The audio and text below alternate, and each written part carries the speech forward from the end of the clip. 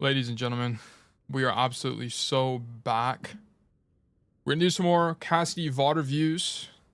We've got, I think, 6 codes, if I remember correctly. I could be wrong.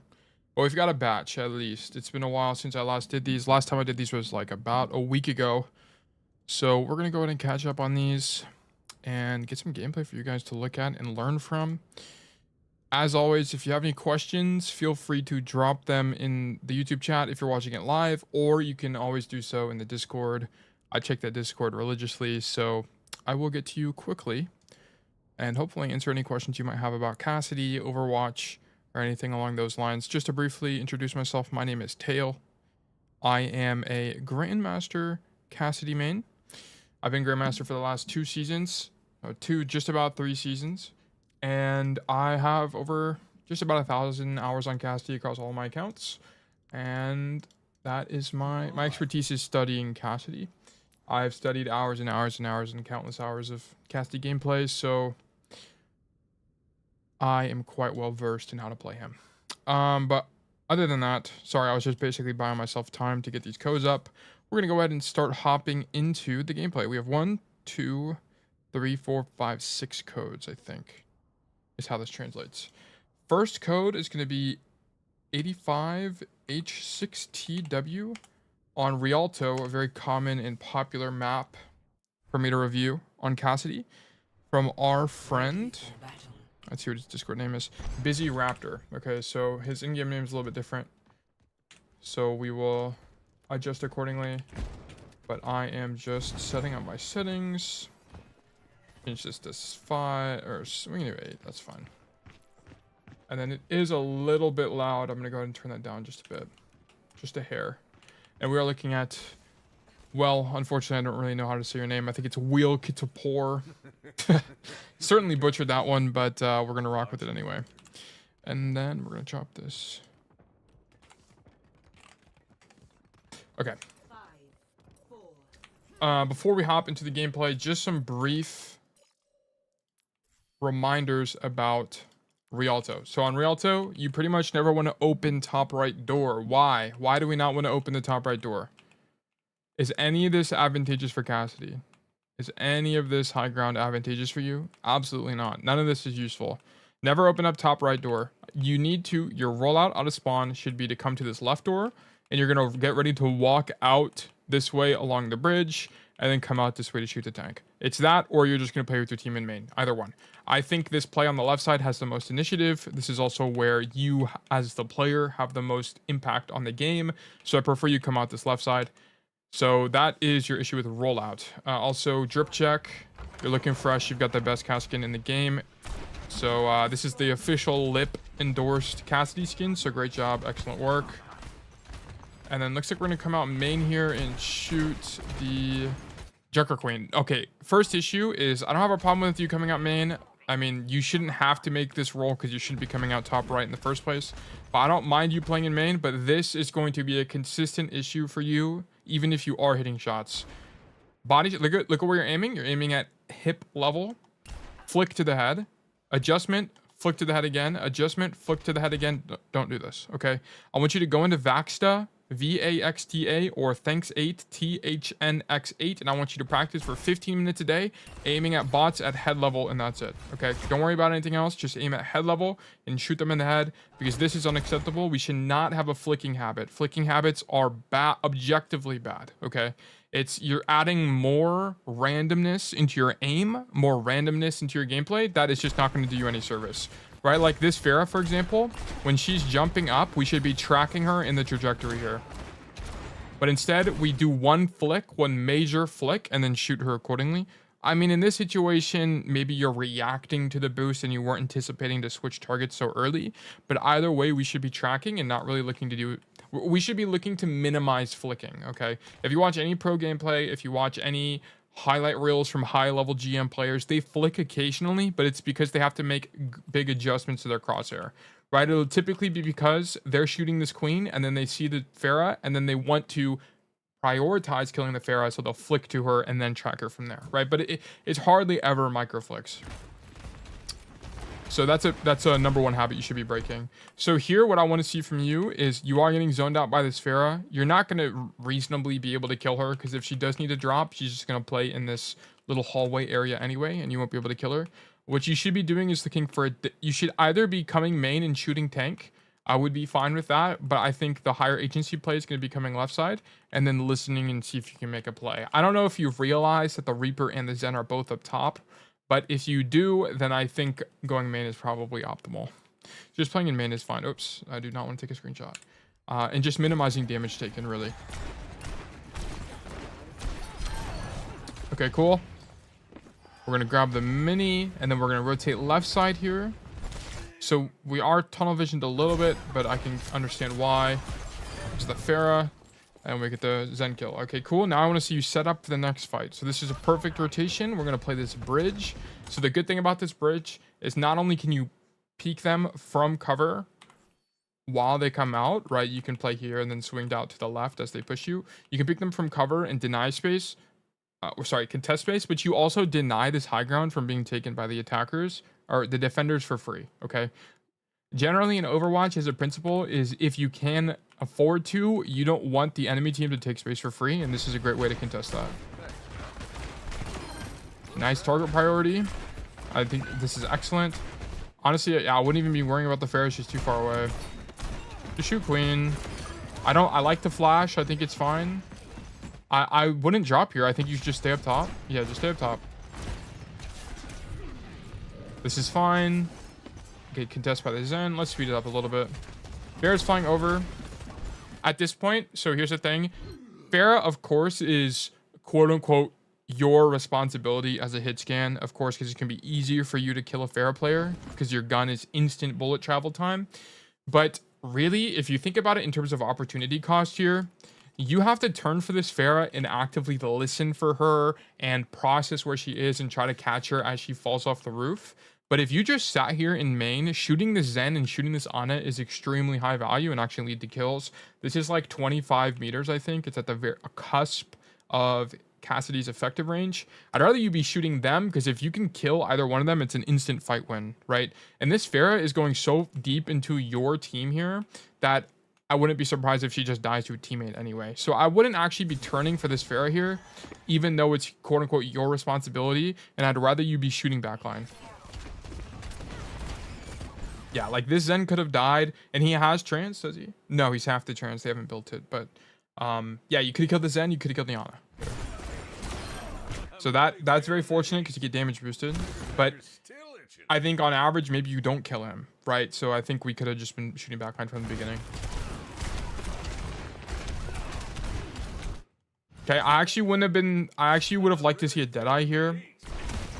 This is gonna be some people might disagree with me, but I think here, once you roll away and hit a shot, I'm popping Deadeye instantly, especially with the Mercy pocket, because I know for sure I'm going to kill her. Like for sure, it's not even close.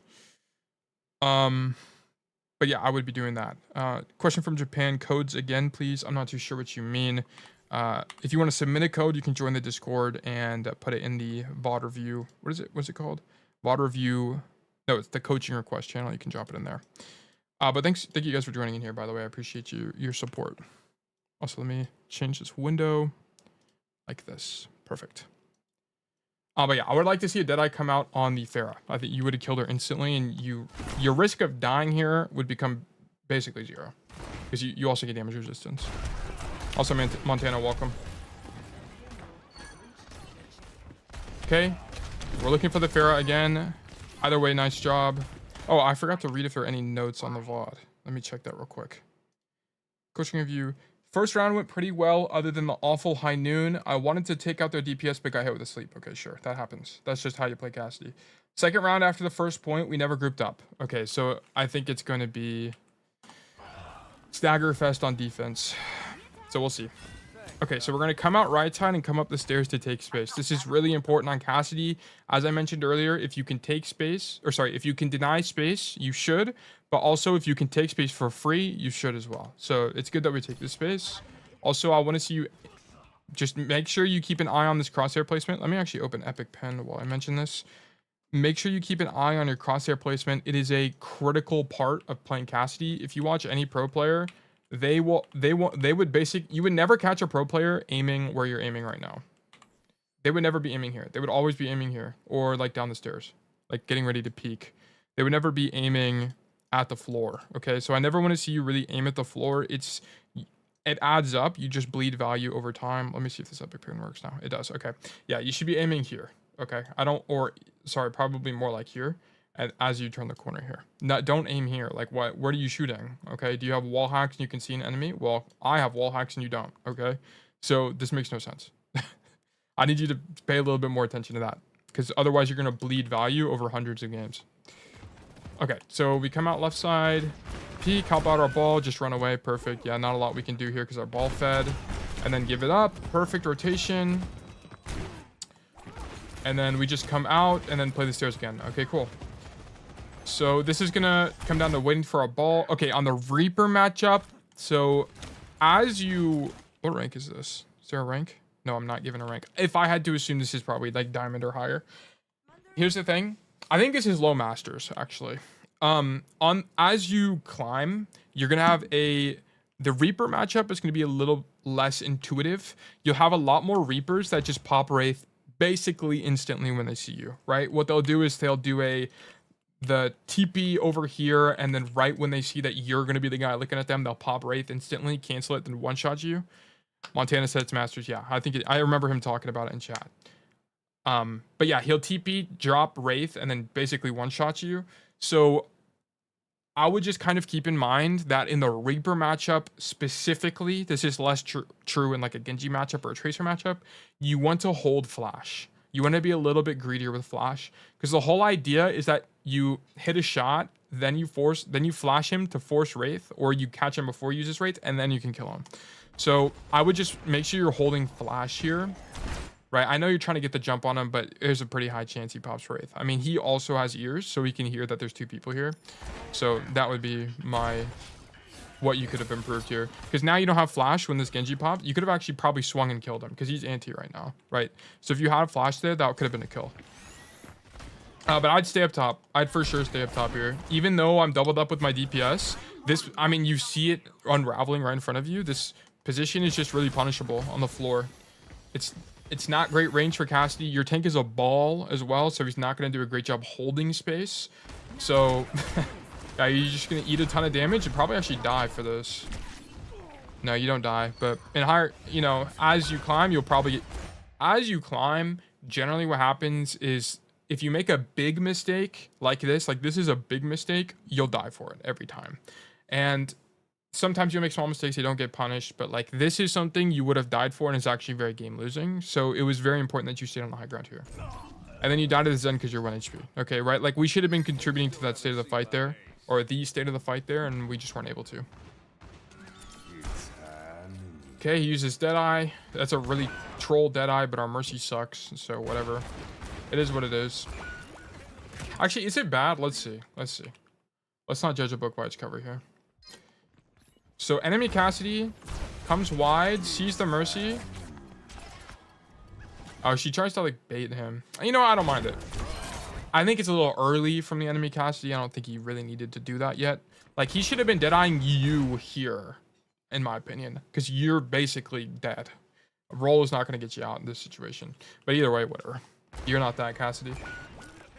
Okay, so our team is dead. We're going to regroup. Good job. So one thing to just note here is that you have your ultimate. And when you have your ultimate, generally poking in situations like this, where basically no one is in your range ever, like this queen isn't, this Cassidy isn't, like literally no one is in your range, you shouldn't be poking, because you're just going to give them ult charge, okay? And it just doesn't really add up. Unless it's only really worth doing if your Ana's like, 90% to nano, but she's not in this case. So it's not really going to be worth poking here. The risk reward is just not going to be there, okay? And this is while you're regrouped, right? If you're with your team, I don't mind you poking tank.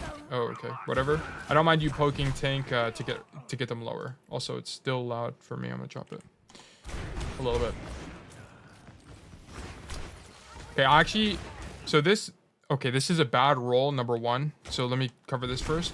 So generally, when it comes to roll, and this comes up, this is like probably the biggest issue with Cassidy players, is roll is not an ability that you should be using offensively 90% of the time. Cassidy already as a hero has no mobility. You should be using roll as your get out of jail free card here. So here's what you should do. Okay, if you wanted to fight this Reaper, you would swing wide normally. You would just walk and swing wide and then roll back to cover, not the other way around. Right? Because if you suddenly take 4 orbs from the Zen while after you rolled, you're just cooked. Right? What options do you have? You have none. Okay, so that's it. This is a really big problem, and you'll die a lot for it the higher you go. Okay. Reaper above you, so you can clear him if you want. I wouldn't mind that at all. Your Genji's clearing him right now. And then you can hear the queen above you. I like a dead here. Yeah, I don't mind this dead eye. Yeah, you just get sleep. I like the idea though. I think it was fine. You just need to do it earlier. Well, I think your best play here for sure was to come up top and clear out the Reaper and the queen. This would have been your #1 play. But after you come bridge, I actually don't really mind the deadeye that much. But it needs to happen now. Okay? And this makes, you know, it's not going to be a huge difference, but you're just a little late to seeing the opportunity. And then getting a slept is just a product of playing Cassidy sometimes. That's the risk you take. So I'm fine with that deadeye, honestly. Given the circumstance, I'll clarify that. Given that you were on the bridge, I don't really mind it, but your best play was to clear the Genji and the queen. Yeah, so like this is optimal. This is optimal. You guys need to get this queen out of here. Okay, we have to blade for it, I guess. And we kill the Reaper. Perfect. Okay, I'd rather you go high, but the fight's winning, so it's not that bad if you just play main. Okay. Playing in main. Shoot the Zen. Alright, rotate back. This is a good rotation. Nice identifying space here. Shoot the queen. Just kited the whole nano. That guy is actually so sad. So this is, yeah, this is just another situation, right? Yeah, I actually think you played this perfectly in this Reaper matchup. You hear him TP behind you. Where is it? Here. Nice reaction, by the way. You take a shot and instantly turn. I like this. Whoops. Oh, bro, come on. Okay. Sorry, we'll have to watch that whole sequence again. Okay, so you hear him. You turn. Good reaction. You hit a shot and then you flash. I love this from you. I love this from you because also you're with your team, so the chance of him one-shotting you is like pretty low. Or if he does one-shot you, the chance of you trading out with him is pretty high. So I think this is, I like the flash and I like the roll away. I think you played that well.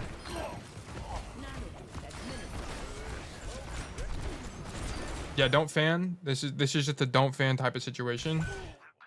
Most times, if you watch pro players like Lip, they basically never fan. Even against Monkey, even against, they fan balls occasionally, as you know most of us do, I guess. But you should basically never be fanning unless they're 1 HP. Okay, here I wanted to see you just shoot them. Okay, so that was the only chance you would have had to win that. Okay, then we cap the point. We're gonna rotate right side to the staircase here. Shoot the queen. Deadeye? Just deadeye the queen? Okay, that's fine.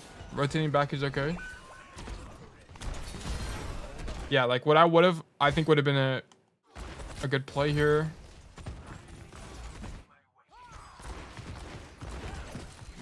So I wouldn't actually be making this rotation to the right side because what are you reasonably going to be able to accomplish here as well? Right? I think this is pretty risky. I mean, I guess you do like the upside is you 2-tap the Zana, which could work out. But in this situation, the card is really far away and you guys are just initially taking space. I don't even think you need to do a flank. I think your highest value play here would have just been sit here on the staircase, play relatively safe, and just shoot the queen, right? And help your Ram take space. Because ultimately, if no one's shooting this Ram while he's in form, I mean, it's fortunate that I think your Genji is. Yeah, the Genji is. But I think your optimal place to play main, because also what this would have done as a chain reaction is it would have opened you up to a Deadeye from the staircase as well. Could have Deadeyed here like this maybe. Maybe it sucks. Never mind. I think that Deadeye's trash. All that build up just to realize the play sucks. Never mind. I think you played this fine. I think you played this fine. Okay. Anyway, shoot the queen.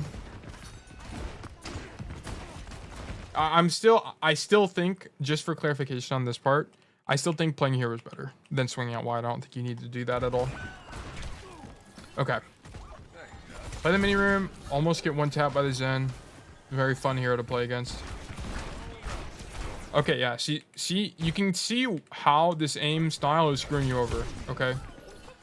Look at this. So we're aiming about head level here, and then I don't really know why you're moving your crosshair so much, but either way, you panic a little bit on this Reaper, throw flash, panic again, go for a flick from the floor. I think part of it is the correction of the gun's recoil, but either way, you're still making these flicks. Every single shot is a flick, dude. You have to fix that. The best way to fix it, as I mentioned earlier, go to Vaxta or Thanks 8 and just sit there and really honestly focus on your muscle movement and aiming at the head, and that's it. Just do that for 15 minutes a day, and you're chilling. Yeah, like, dude. And I hate to blow this out of water, but you're just gonna bleed value every single game for this. What are you shooting? What are you shooting, bro? Dude. Yeah, this flick style has to go. It has to go if you want to get better, man. Okay. I don't mind you contesting him. Coming to the high ground's fine. Are you looking for a Deadeye? Yeah, I like this. Shoot. Nice. Okay, we didn't hold it for too long. That's good. Oh, don't give it up. Just stand there, bro. Who cares? What are you going to do about this Genji, bro? You're too late. If you want to deal with the Genji... Oh, wait, that's your Genji. Oh, wait, there is actually a Genji here. Yeah, but you're too late to react to him anyway. Right? Like, the play we needed to make is pop Deadeye,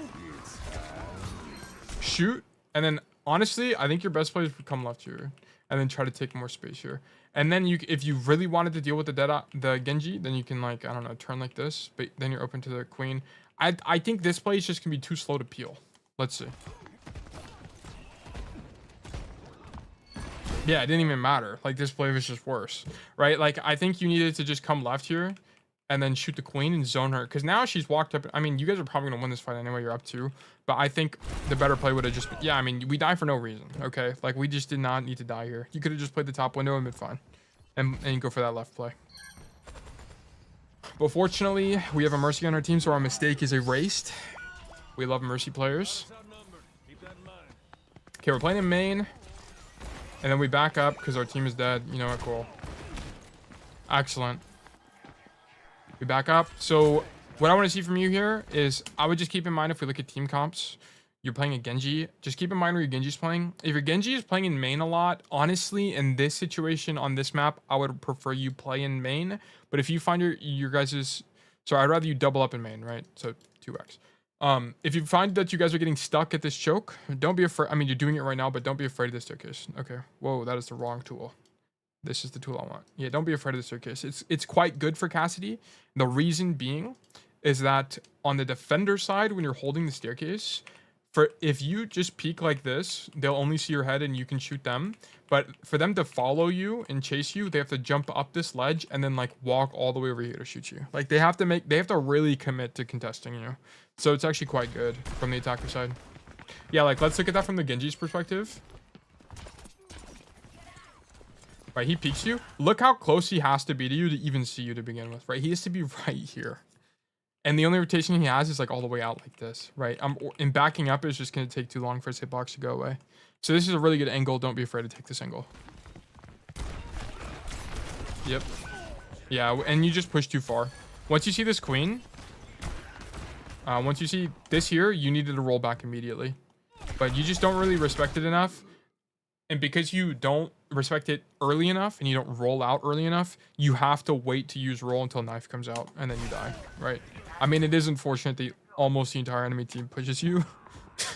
That's a little unlucky, but either way, we should have kited that earlier against the Queen. Okay, and our whole team dies because, I mean, arguably because we died first. So that's a fight that's our fault. Okay, come out left here, shoot the Queen. Okay. Another issue with crosshair placement. You're not aiming at the floor, which is good, but I just want to make this apparent to you. The reason you're not headshotting this Reaper is because also I wonder what your sensitivity is. It seems really high. You like jack your mouse around a lot. But either way, look. You shoot once, and because you have this weird flick style, you over adjust down. Like, look, I'll show you again. You over adjust down, and now you're aiming body. Look, this initial correction is actually pretty good, and it actually is not on purpose. It's because you step on this curb, and because you step up this, who knows how, like 10 pixel curb, you're accidentally adjusted to head height. Okay, but you flick downwards. Notice this. Look at that flick downwards. You're like over correcting for the recoil or something. I don't even know what's going on, but it causes you to miss a headshot. Okay. Nice kill. Don't go left. Just go main. Okay, you're up 1. What do we need to go left for? I wouldn't be surprised if the Zen kills you because he's just better. Let's see. Ah, would you look at that? It's almost like I'm a coach for a reason. Okay. This Zen read you like a book, actually. He took you back to math class, back to senior English. Like he read you, bro. It was over. This play made no sense, dude. You needed to just go main. Okay, once you're up, once you kill somebody, stop taking risk. Stop. There's no reason to, okay? Just go main. I cannot believe I read that. That's crazy. Okay, yeah, just go main, bro. Like, this play is so useless. You also rolled to the angle. If you were going to take this angle aggressively, right, you wanted to flank, you would never roll to it as well. Because now you don't have roll for this matchup. So you made 2 mistakes, okay? If you were going to if you're going to do a bad play, at least do it correctly. And you don't even do it correctly, okay? So that was your mistake. So you needed to, A, go main instead of going left, and then B, if you were going to go left, you needed to save roll, okay? Because timing is, once you're up 1, timing generally is not going to be that important in this situation. You should have had the game sense for that. Okay. That's so unlucky. You get it, like, you could have won. You could have won this whole point because of this.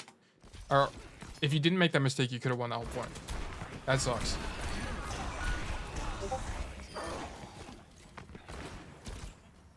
I didn't realize that I flicked so much. Yeah, well, that's what I'm here for, right? You gotta correct the flicking. It's really bad. Okay. So we come up, so we get, fortunately we win because our Ram is the best player ever. So here, I wouldn't be thinking too much about Deadeye because generally the map geometry is not that great for Deadeye here without taking risk for dying, right? If you come here, especially against a queen, the risk of you dying is relatively high. If you wanted to set up for Deadeye, your best place to come here, okay?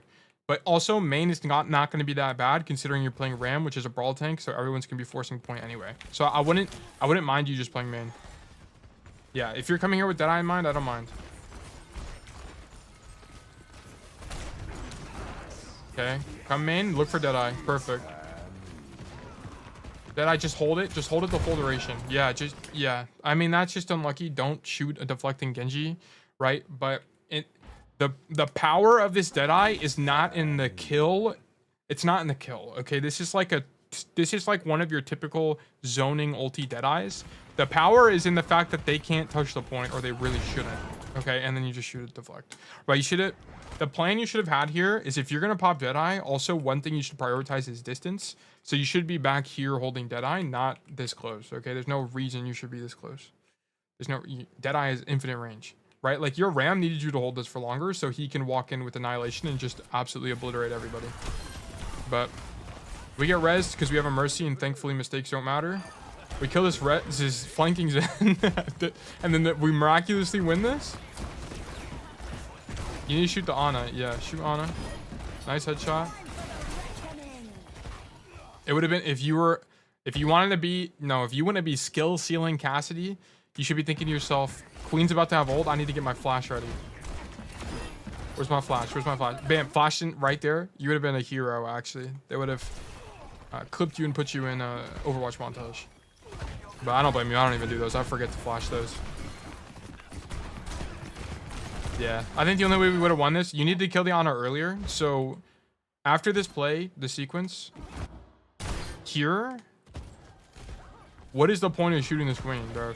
Just, you need to go wide and shoot. I mean, this Ana is also making a stupid play, but you needed to go wide here and just shoot the Ana, okay? That's what you needed to do. She needed to die earlier because I think this guy gets... This guy gets like an extra 300, maybe like 100 healing. It wouldn't have made a difference, it looks like. But yeah, I think you should have killed an Ana first. Either way. Whatever. I'm not too worried about this fight. Whatever. Okay. Yeah, okay, so that was the attack. So all in all, your first point was fine, largely fine. Your second point, I think you needed to not make that one play where you came here. You needed to stay up top. You need to fix your mechanics when it comes to flicking. You need to stop doing that. You need to consciously break that habit. Keep in mind, breaking habits like that, where it comes to mechanics like flicking, requires conscious practice. You cannot just play more games and iron it out. Okay, if that is your plan when it comes to stuff like this, that's going to take you 1,000 games. Okay, and I don't know about you, but I don't have time for that. So you should be sitting in vac stuff 15 minutes a day, consciously thinking about controlling your aim. Oh my goodness, this guy knows how to play this map. I'm telling you, this tech is broken. Oh my goodness gracious, and he hits the hello. Oh my goodness, my man. Who's this guy's coach? Who told this guy about this play? Holy moly. Great work. Yeah, and then just stand here. Perfect. So, I explained this in other VODs, but I don't really like peeking here. I think it's negative EV because generally the enemy team is going to be playing something like a Sojourn or an Ashe or even a Genji. Like people that'll be able to poke you out when you reasonably... Like the risk reward doesn't really make a lot of sense. I think it's fine to peek out from the high ground once the card is about here or even further, like over here. I think it can be okay. But generally, you should be playing it a lot more defensively, and just your priority should be denying the high ground rotation rather than poking them out. Okay, a lot of Cassidy is just denying space. Oh, I missed this. Flash can stop Junker Queen ult. Is there like an updated list of things Flash can cancel? There's Flash can cancel most mobility related ultimates in the game. It can cancel Junker Queen ult. It can cancel, if D.Va uses her bomb, it can cancel the momentum from boosters. You can cancel Winston jump. You can cancel hazard slash. I'm pretty sure it cancels that. I mean, there's a bunch of stuff it can do. Also, my DPI is 400 with in-game sense of 8.25. So what is that? 1630. Yeah, you have that's a normal sense. That's like slightly above mine. I think mine's about 3,000. That's fine. But yeah, you can cancel Junker Queen ult with it. Yeah. Okay. Doom. Cool. Okay. At that point, you already charged it, so shooting him is probably fine. I mean, I would just get ready to roll because he might punch you again. But yeah, like here's the thing. If we didn't have oh my goodness. Okay, here's the thing. Look, you peek out. Here's the chain reaction. Okay, you peek out. Shoot this Ana once, take 70 damage from Ana, force beam from your Mercy. This Genji sees an opportunity, so he dashes you, gets you quite low. I think you're also demanding Ana pocket, right? And because this Ana's pocketing you, she throws a nade to try to help you, and the Genji deflects it, and now you're cooked, okay? The chain reaction of events, this all happened because you thought it was a good idea to swing. For no reason, okay? This is what I'm saying. This high ground it's all about denying the space. Don't get greedy. Just sit up here and shoot them, okay? As they come up to you. You can get greedy mid-fight. You can look for a flank, right? Like mid-fight, once the cart is here, yeah, I don't care if you come out wide and shoot them, right? There's risk reward there. The risk in you coming out and shooting here, it's not worth it ever. Right here, you demand pocket. Even if you lived, you demand so much pocket, and now your ball is 1 HP, and this is your fault. This is your fault. I mean, sure, he can be playing better and prevent damage by having better movement and maybe killing a support or whatever.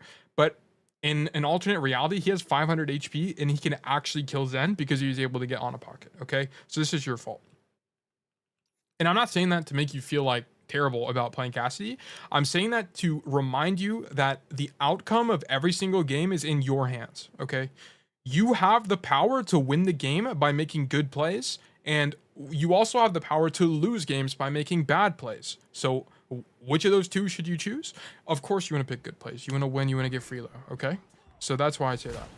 Anyways, we don't get, Mercy doesn't res us, so our mistake is unfortunately permanent and not erased. Which sucks, but whatever. Okay, we shoot we shoot Doomfist, we shoot Zen, whatever. Now we gotta wait for our team. Okay, and this is brutal. This retake is gonna be so brutal for you guys. This coming back over this bridge and trying to fight is really tough, especially because you're playing ball. Okay, how are you gonna cross this bridge with the ball? I don't know. So good luck figuring that out. Okay, you'll have to time it with like a ball slam or something. So yeah, we actually just died because it's so bad. So this second death wasn't really your fault, like given the circumstances, but as a reminder, this is all a side effect of your first initial death. Okay, now we should just get out. Hamster ice is dead, unfortunately. So we're out. We're so out. Just kind of chilling. I like the flash. I know I'm going fast, but there's not, you know, you're doing a lot of things right here. Okay, if you've noticed, I only really slow things down when things are going wrong. Reaper, okay, sure. You know what, that's fine. Eat an anti from across the map, whatever, that happens. Ooh, do not drop. Do not drop. I know your Doomfist is in, but this drop is going to be so bad for you. If you get poked out, how are you going to get help? Okay, your Mercy's going to have to drop too because you made a bad decision.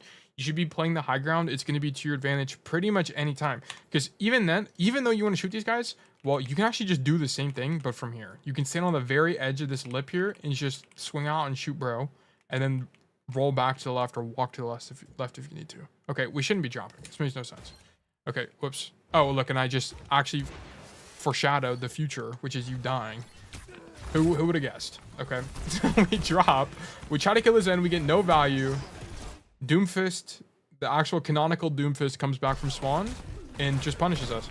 Dude, do not drop ever. Basically, most situations when you're playing a high ground, you just, I mean, I don't want to give you a blanket rule, okay? But in this situation, you shouldn't be dropping. It makes no sense. There's no added EV. I know you want to follow up with the Doomfist, but you can do the same thing from high ground. Okay, it's not really your, especially with the Doomfist, don't feel like you have to follow up with every single engage. Because a lot of times as Doomfist, they'll do some really dumb stuff and then just use their broken OP 3-second cooldowns to phase through matter and live, okay? So it's not really your job to follow up with everything. It's really Doom's job to not int, okay? So yeah, so that was another big mistake from you. So far, we're 2 for 2 on losing points. Like, that's a fight losing point right there. Or that's a game losing fight right there that you just had because you dropped. Okay. I want to point this out. This is good flash discipline. So you see the Reaper. So in lower elo, my favorite lower elo Cassidy players will roll forward and flash this Reaper and die. So I'm really glad you didn't do that. And it's good that you have discipline on the fight here. And I like that you don't use flash early because he is going to try to anticipate you use flash, especially when he's that close, and then use Wraith. Now you have flash and then he's just fried, okay? Typically, as I mentioned earlier, when it comes to the Reaper matchup, you typically want to hit a shot first and then go for a flash. Nice shots. Good job. Coming top, just stay up here. You're fine. Just stay up here. They have actually no way of dealing with you without committing a lot of cooldowns. Here, I wouldn't have been mad at a drop. Okay. Why wouldn't I have been mad about a drop here? Why? Let's look at it. Let's look at it. Is this normal speed? It is.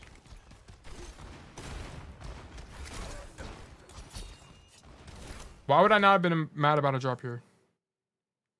Well, the advantage you have is that you can drop and then you can come play wide here at this angle and you can poke them out. They're getting stuffed by your Doomfist right now. That's the thing. They're getting stuffed in one spot. There's not somebody coming back from spawn who's going to be able to delete you off the face of the earth, okay? And you'll have the Mercy pocket. I think this would have been fine. Staying high ground is also fine. I think they're both good plays, but dropping there I think is a lot more excusable. Or I guess it could have been better. Yeah, and if you actually dropped, which I would have dropped personally, I would have inadvertently dodged this Reaper ult. So I'm not, you know, take that as you will. I don't know if that's like objectively better or worse, but that's just something I'd point out. And then, yeah, unfortunately, your mistake wasn't erased, but instead our Genji's. So our Genji gets to live to see another day. Actually, he just, I think, instant dies. No, he's chilling. He's chilling. Okay, it's good you don't use Deadeye here because, okay, well, that's unfortunate. You're just going to die, okay? I wouldn't be surprised if this Doom just punches you and you get fragged. And then, does he have ult? He does not have ult, but does he have cooldowns? He doesn't have punch. You just, okay, if you popped ult knowing that he just punched, you know, I can kind of get behind it.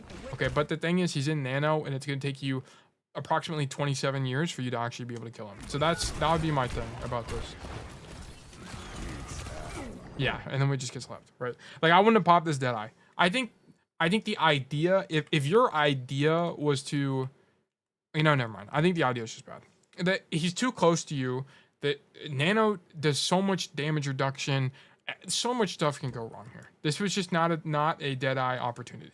Okay, Deadeye is more of like you're super far away from them, or you're in a duel and got someone's 1 HP, or you know for sure they have no cooldowns and can't punish you. It's not really like a stop the nano Doomfist type of ultimate. I don't really know how to explain it other than that, but this is not a good ultimate. Okay. Okay, it's good you're sticking to cover here. It's good that you touch. So why do we not kill this Reaper? Let's actually look at this mechanically. How long are we on this VOD? 40 minutes? Okay. Oh, we're almost done. Okay, this is I guess gonna be a longer VOD today. Okay, so look, we have the same mechanical problem. We're shooting the wall. We're actually shooting a painting. Maybe like we have a thing against Van Gogh. I don't know. Now we're shooting the Reaper. Flick to the head once more. We want to shoot the door frame. We're actually big fans of that. And then, yeah, we just got... Honestly, that just kind of came down to flicking, man. You gotta stop. You gotta stop. You can clearly see the fact that I'm slow-moing so many of these, how many fights it's costing you. This one is more a little bit more comedic effect than anything. But I hope you understand how many fights it's costing you. Anyway. Okay, do not walk forward. Don't walk forward for obvious reasons, okay? Zen... Okay, we somehow clutch this up because the enemy team is bad. No, we lose anyway. Okay. Well, that was a situation where you need to keep playing the box. Don't walk into the enemy team, bro. I understand you want to kill somebody, but you could have done... Look, here's the thing. Look. This whole fight... Let's keep going back. Look. Just stand here, bro. Just stand here and shoot them. Stand here and shoot them. What do we gain? What is there to gain? What is there to gain by doing this, bro? Like, you don't even use flash. If you, like, we do that, we don't even flash the guy that's right next to us. Like, what are you doing? You kill his Zen because no one punished you because this Reaper's bad. Like, why does Reaper not punish you, actually?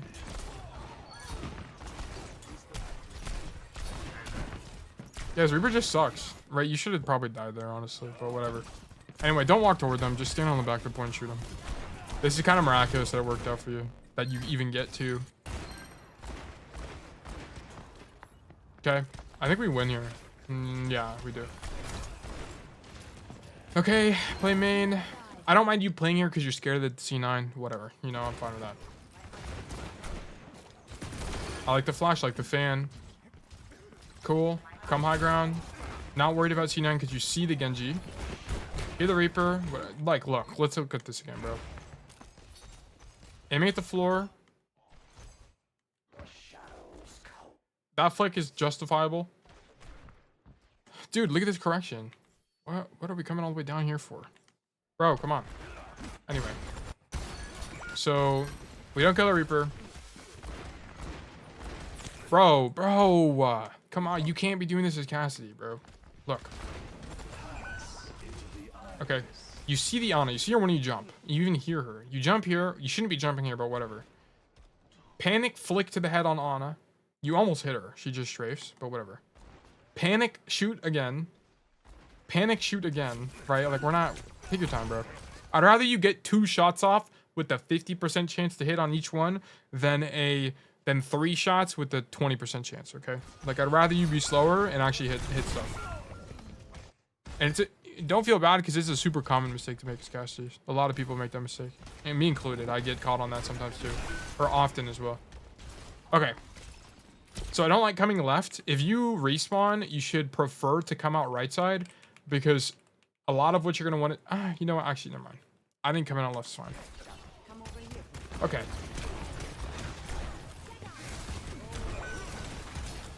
Okay. Okay, whatever. I don't really know what you're supposed to do there.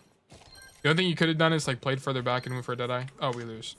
Okay, you needed to win a different fight. I don't know how you win this fight. I think like you could have done like a play here and go for Deadeye, but you'd have to be a little bit Nostradamus to know that your Ana was going to get 1 shot. So I don't really blame you.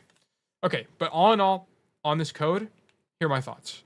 Number 1, you need to fix your flicking habit. It's really bad. It's really bad. You're going to bleed value. And then just number 2, keep in mind your crosshair placement. You want to aim head level all times, even when you're coming back from spawn. No excuses. It's free value by doing so. Okay, you'll just walk into kills by doing that. And that's about it mechanically. Don't worry about like the panic stuff I've said. That's something, it's less of an issue in my opinion. But like it's not that bad for you. You have moments of focus, which are fine. And then on this first play here, you needed to just not peek at all, even with Mercy Pocket. I don't really care if you're Mercy Pocket or not. It's just not good, especially against a dive comp. Okay, not gonna be good. If they were playing something like an Orisa, maybe you could justify it a little bit more. But even then, I would still err on the side of caution. I'd rather you lose a little bit of value than lose the entire point because you die. Okay, so pick your poison. So. And then, honestly, everything else was, like, largely fine. I don't remember everything else from the VOD, so, if you need to watch it back over, or if you have any questions, just let me know. But thank you so much for the VOD, Busy Raptor. I really appreciated it. Cool. Sorry, taking a sip of water there. Once again, guys, my name is Tail. I'm a Grandmaster Cassidy player. I coach Cassidy, and only Cassidy. I do not coach any other hero. If you want free VOD reviews, feel free to join my Discord and submit a VOD review. It's in the coaching request channel. The only rule is that you can't have absolutely egregious crosshair placement. Okay, if you're just aiming at the floor 24/7, I will not review your code. I will look at it for 5 seconds on stream and then close it immediately. Okay, so just make sure you're not doing that. Other than that, I'd love to see your guys' codes. Okay, now we are on Esperanca from our friend Montana Snack. He said, I had like such a hard time figuring out how to play on this map, especially considering my team comp. Okay. Yeah, I mean, looking at more Mercies is very unfortunate for us. Since I am one slow guy and all the other characters had a lot of movement, furthermore, I don't really know how to play alongside Farah. Main, I guess. Beginning seemed well played, but then it kind of went downhill. Okay. Comp, I believe, was Ball, Mercy, Farah, Moira, and your boy Cassidy. Okay, so Farah is just treated like a Genji, treated like any other DPS. Farah is typically going to require, if Farah has a Mercy Pocket, you just need to keep in mind you only have one healer, okay? And the thing that sucks about your comp is Cassidy does the best generally when there's an immobile, you have an immobile backline. So Cassidy will do the best with something like an Ana, or like this backline would have been actually god tier for you as Cassidy. Like we would have wanted this on our team, okay? Because you have an obvious backline that you can play around, and you'll survive and just do a straight up brawl type situation. The problem is we have very immobile backline. We have a very mobile backline, and people that we can't really play with, right? We can't play with a Mercy. We can't really play with a Moira. They kind of do their own thing, okay? So this is why this is going to feel bad. You have no one on your team that you can play with.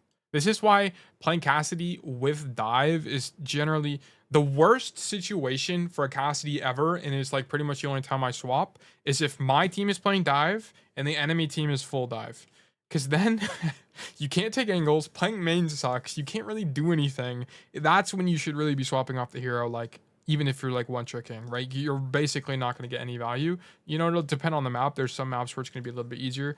But like on this map, for example, it'll be a really tough time, right? So here, I think you can make it work, given that the enemy team doesn't have a lot of... They have some poke, they have a general brawl comp, but they're not going to be able to like, turbo capitalize on you sitting in main.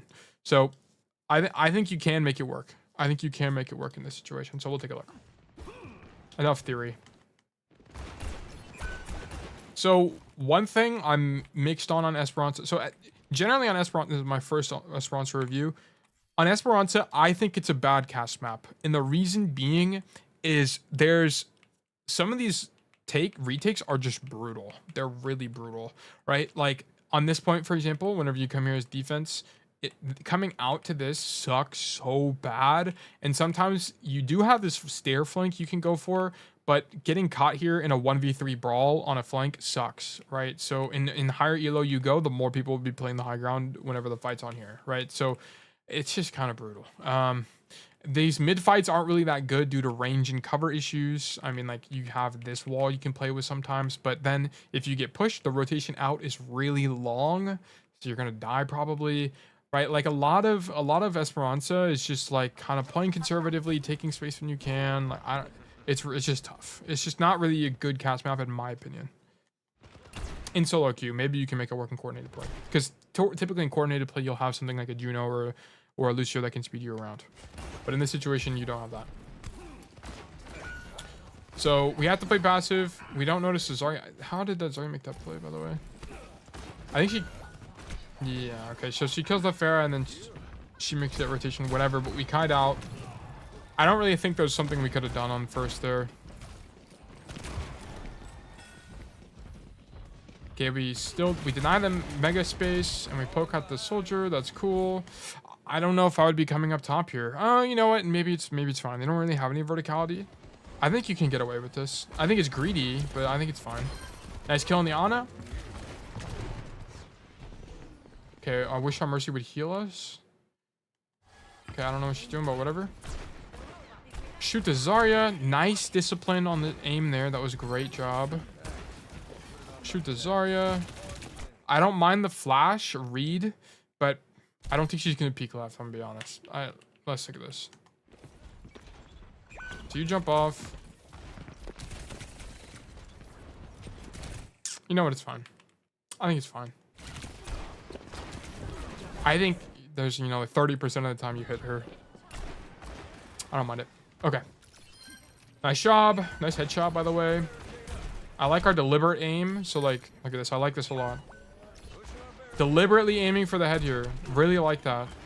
It's a little bit awkward because she's, like, walking up a hill. So I understand why you hit body. But I like your intention. It's great. Like, look at this. Look at this, dude. This is the polar opposite from the last game, bro. You have very intentional aim. You're obviously aiming for the head. You're adjusting. You're taking your time. And you're killing people. This is how you play Cassidy. This is great mechanical work. Great job. Don't W key. Okay, this is your mistake here. You shouldn't be W keying at all, right? Look at this. Kill a Brig. Perfect. Now we should be thinking in our brain, we got a kill. Let me take a little bit less risk and just shoot people. Okay, that's what you should be thinking, you know, in nerd language. So as a result, what I don't want to see from you here is this. Why are we walking forward at all? Why are we walking forward at all? Now your roll is forced for no reason, and you're just a sit and duck. Now you're gonna get fragged. Look at that. You actually force pocket. I actually think you force Valk because of this play. Because you take 3 steps forward. Look at this. Okay, let's watch it again. Okay, so... Sorry to make you guys rewatch this. Nice frag. Cool. We take 5 steps forward for no reason at all. She pops Valk. You pop Deadeye. And you get slept and you almost die. You see how negative value this was? 5 steps caused that entire response from the enemy team. Okay, so don't do that. Once you have an advantage, just stay far back, especially against the Zarya with high energy, and just shoot him, bro. That's all you need to do. Yeah, and you cause a chain reaction just for a loss. Like, your ball died because of you. Okay, whatever. So we back up. Potentially winnable. That soldier messed up. That soldier just did like the equivalent play for what you just did, just like randomly overextending for no reason. Okay, that soldier has lost his mind. Okay, so that was very fortunate for us. Shoot these guys in main. Cool. Notice that we're not rotating top. Why are we not rotating top right now? Because obviously we can shoot these supports. Okay, so this is. I just want to point this out as you don't always want to blindly rotate to good positions when there's even more lucrative opportunities for you, right? Like we can kill Iana in the Brig, rotating top would have lost that opportunity. So great job. Nice shots in the Tracer. I like you marking her. This is good. Big flash. Great job. That was a good mark. Great job. Why is this mark good? Why is this mark good? 1 blink, 2 blinks, 3 blinks. That's why.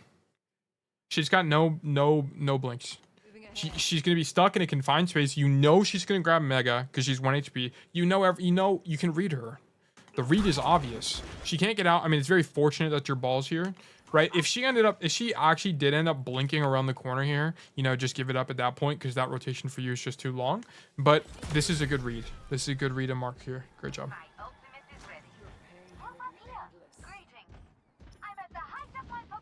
Okay, I wouldn't do this, but I don't mind it. I think it's an interesting play. I think the risk reward is there.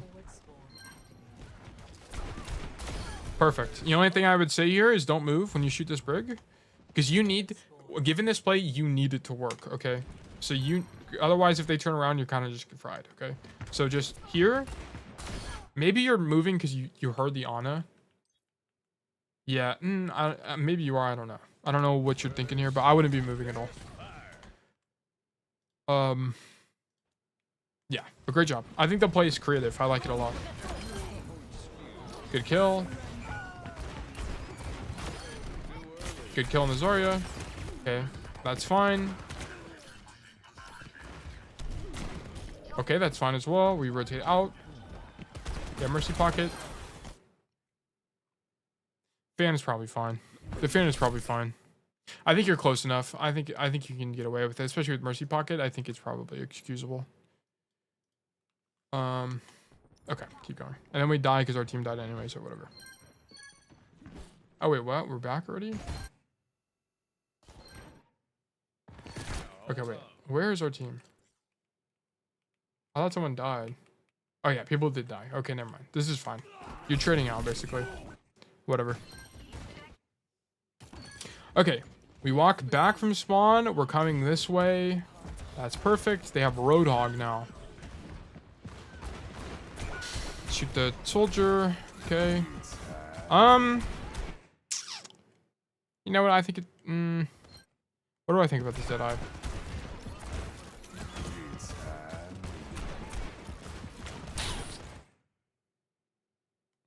You know what? It's not that bad. I think there's a world you do kill Brig there, so I think it's okay. Nice rotation. I mean, you're playing. I don't know what your problem is because you're like playing this really well. You must get rolled on the other side when they finally get the bot. Nice dodge on the hook. Okay, why are we W keying? This is. I mean, look at this, bro. Look. Roadhog turned the corner. We have a good angle, and we have cover. But actually, we're like, you know what? I'm actually kind of allergic to cars. My doctor told me to stay away from them. I'm just going to walk into the open for no reason against a nano Roadhog. Yeah, I think that's actually a great idea. Like, why are you doing this? Just play far back, bro. And now you have to, I mean, you roll into a wall to get a reload. But, like, you shouldn't even be this close to him. Like, why are we point blank? Bro, just play back here. Just play back here. You have nothing to lose by playing back here and everything to gain. Literally everything to gain by playing back here. So this makes no sense. Okay. Don't walk forward when you don't have to. Shoot the Ana. Okay, hold on. I gotta fix something. Uh-oh, my stream broke. Turn this off. Perfect. Okay. Sorry about that. Okay, my entire chat reset. So if someone had a chat message, definitely resend it because I didn't get to see it. It broke. Anyway. So we're so back. We're marking the soldier. Ooh, what the hell was that? Bonk. Well, I think we got hit by bonk. Nice kill on the soldier. Okay, now we're kind of stuck on the flank, so you kind of need to do something here. Deadeye, Deadeye, Deadeye, Deadeye, Deadeye. He's 1 HP, just Deadeye, bro. Okay, yeah, you need Deadeye earlier. Just, you hit a headshot on him, bro. Just Deadeye him. Instant. Look, in this situation, this is fine. I don't mind this. We come out left here. One shot. Just Deadeye. Perfect opportunity. Just Deadeye. Montana said, bro has no idea what he's about to witness. Yeah.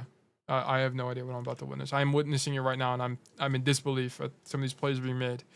And then Boo said, walking forward is a bad habit from the no-aim days. They get closer to make sure they land the shot. Yeah, just, you have to break it. You got to be conscious of it. Cassidy is not a hero. You can really be doing that. The only times you should really be walking forward is when the enemy team, of course, is like actively kiting, or when your plan is to roll through somebody, right? And let's be real, the chance that you're going to successfully roll through a Roadhog is nay. You know, it's basically zero. So, you know, it's just a bad habit, bro. We don't got to do that for no reason. Like, no, yeah, but bro, why are we not deadeyeing, bro? He's 1 HP. Right when you hit that second headshot, just deadeye, bro. Like, you have everything to gain from this deadeye. Here, look. And it would have gone on the highlight reel. Don't you want to hit a clip, bro? Don't you want to make a montage that says Montana snacked the best Cassidy in my region? I want that for you too, bro. Just pop Deadeye and kill him. God, that makes me so sad. And then all of a sudden, you think it's a genius play to roll wide away from the roll and pop Deadeye? What do you think is gonna happen? Of course he's gonna hook you. Oh my gosh, you almost had it, dude. You're making the macro. Your macro is fine. You're making great macro plays so far. It's like you're taking steps forward. We're not popping Deadeye when we have a good opportunity to. Like, you're just kind of missing. You're bleeding value. That's kind of your problem right now. But yeah, I think you're playing into the comp fine or with your comp fine. It's not a comp issue right now. Okay, it could be later in the match. Okay, we're coming left. What you needed to do here is, I don't want you left side. You had time. You should be setting up. Okay, you should be coming high ground here. Because even if they push, you can just come here and then roll off if you want or something like that. Like, I'd rather you go high ground and take a little bit of risk. Because here, if you identified like, I'm a little bit scared, they're gonna take some space, you could have dropped down. It would be effectively the same thing, but you had more agency, right? More opportunities available to you. Busy Raptor asked, during the Vaxta, should I also strafe or purely focus on tracking? I'll respond to that in the Discord as well. But on that, whenever you're practicing your aim in Vaxta or Thanks8, keep in mind I'm not an aim scientist, okay? I don't know the truth. But my observation is that what you should be using Vaxta and Thanks8 for is one of two things. Number one, it is warm up. You should be using it for warm up and just shooting bots and getting your body ready to play some insane Overwatch gameplay. Okay, to gain some SR. Okay, gentlemen.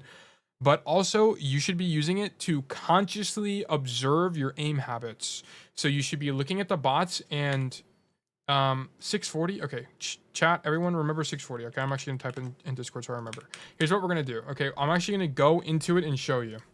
So here's what you're gonna do. You're gonna boot up. Let's just do Vaxta for the sake of example. Sorry to interrupt this VOD. I just want to get this out of the way before I forget. What you're gonna do is you're gonna come into Vaxta. And you're gonna do warm up, and then you're gonna pick a difficulty that feels frustrating to you.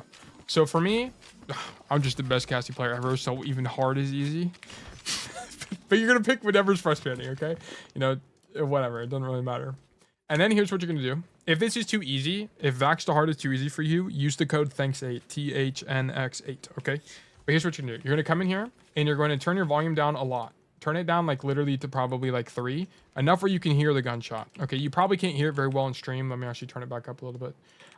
But enough where you can still hear the gunshot. Okay, and then I want you to look at a target and consciously think about aiming at their forehead, right? Their big old forehead that Blizzard has blessed them with. You're just gonna look at them. Let me make it on easy so it's actually easy to demonstrate. You're just gonna look at their head and try tracking it. Try getting used to it. What is it like to aim head level? Okay, think about it with your hand. What is it like? What does it feel like in my hand to move my mouse left and right? Am I, what tension am I putting in my fingers? Am I putting tension in my wrist? Am I putting tension in my arm? Really feel that. And then I want you to consciously think about your hand as you're tracking the targets. Okay, so like if I'm tracking this Alari, consciously think about your mouse movements and consciously think about tracking the target. Okay, yours might look I don't know if it'll look similar to my aim, but you should be thinking, just think about it. I want you to just be conscious of it and then do that every single day for 50 minutes. What is the point of reducing the volume? Because these guys are really obnoxiously loud. It's just really loud. And this is not like, I mean, if I turn it up, I'll turn it up a little bit, but these footsteps just, I don't know, man. It's like I'm in the middle of a battlefield right now. It's like not really what I'm here for. I'm here to practice. So it's to silence the demons in my brain, basically.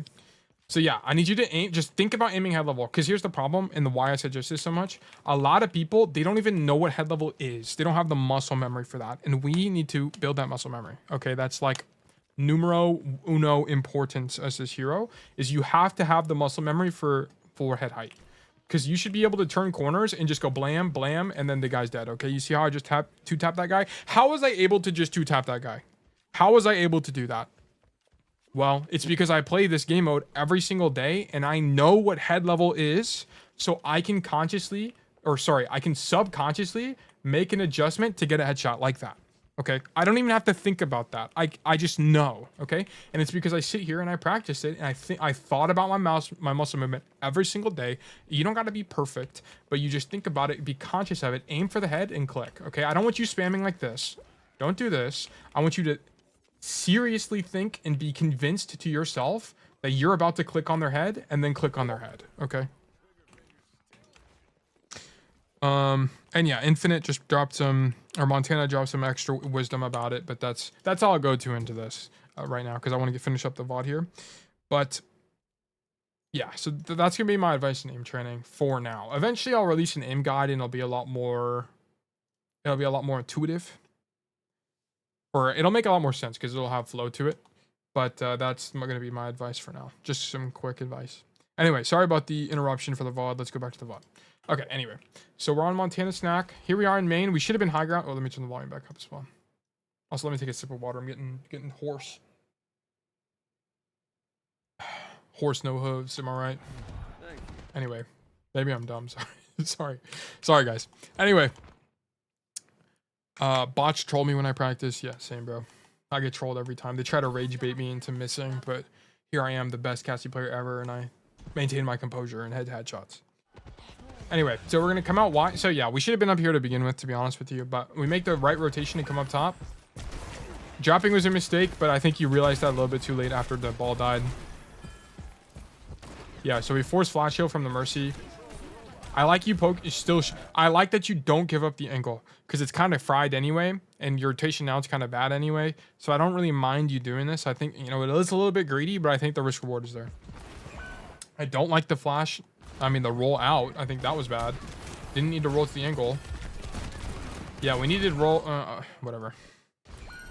I think you were kind of fried because the initial drop and your ball dying. We probably could have made a rotation out and played our life because ball's fast hero, but honestly, I'm not too worried about that fight. Your initial problem was that you needed to set up high ground when you had the opportunity at the beginning. We just didn't stage. Keep in mind, nothing has been comp-related. It's not a comp-related issue. And this is also why coaching is valuable, because a lot of the time, people aren't good at identifying what they're getting wrong. Okay. Come high ground, perfect. The floor kind of sucks for Cassidy. Our ball just ends, whatever. Just get out, bro. Just get out. You see your ball die, you need to just get out.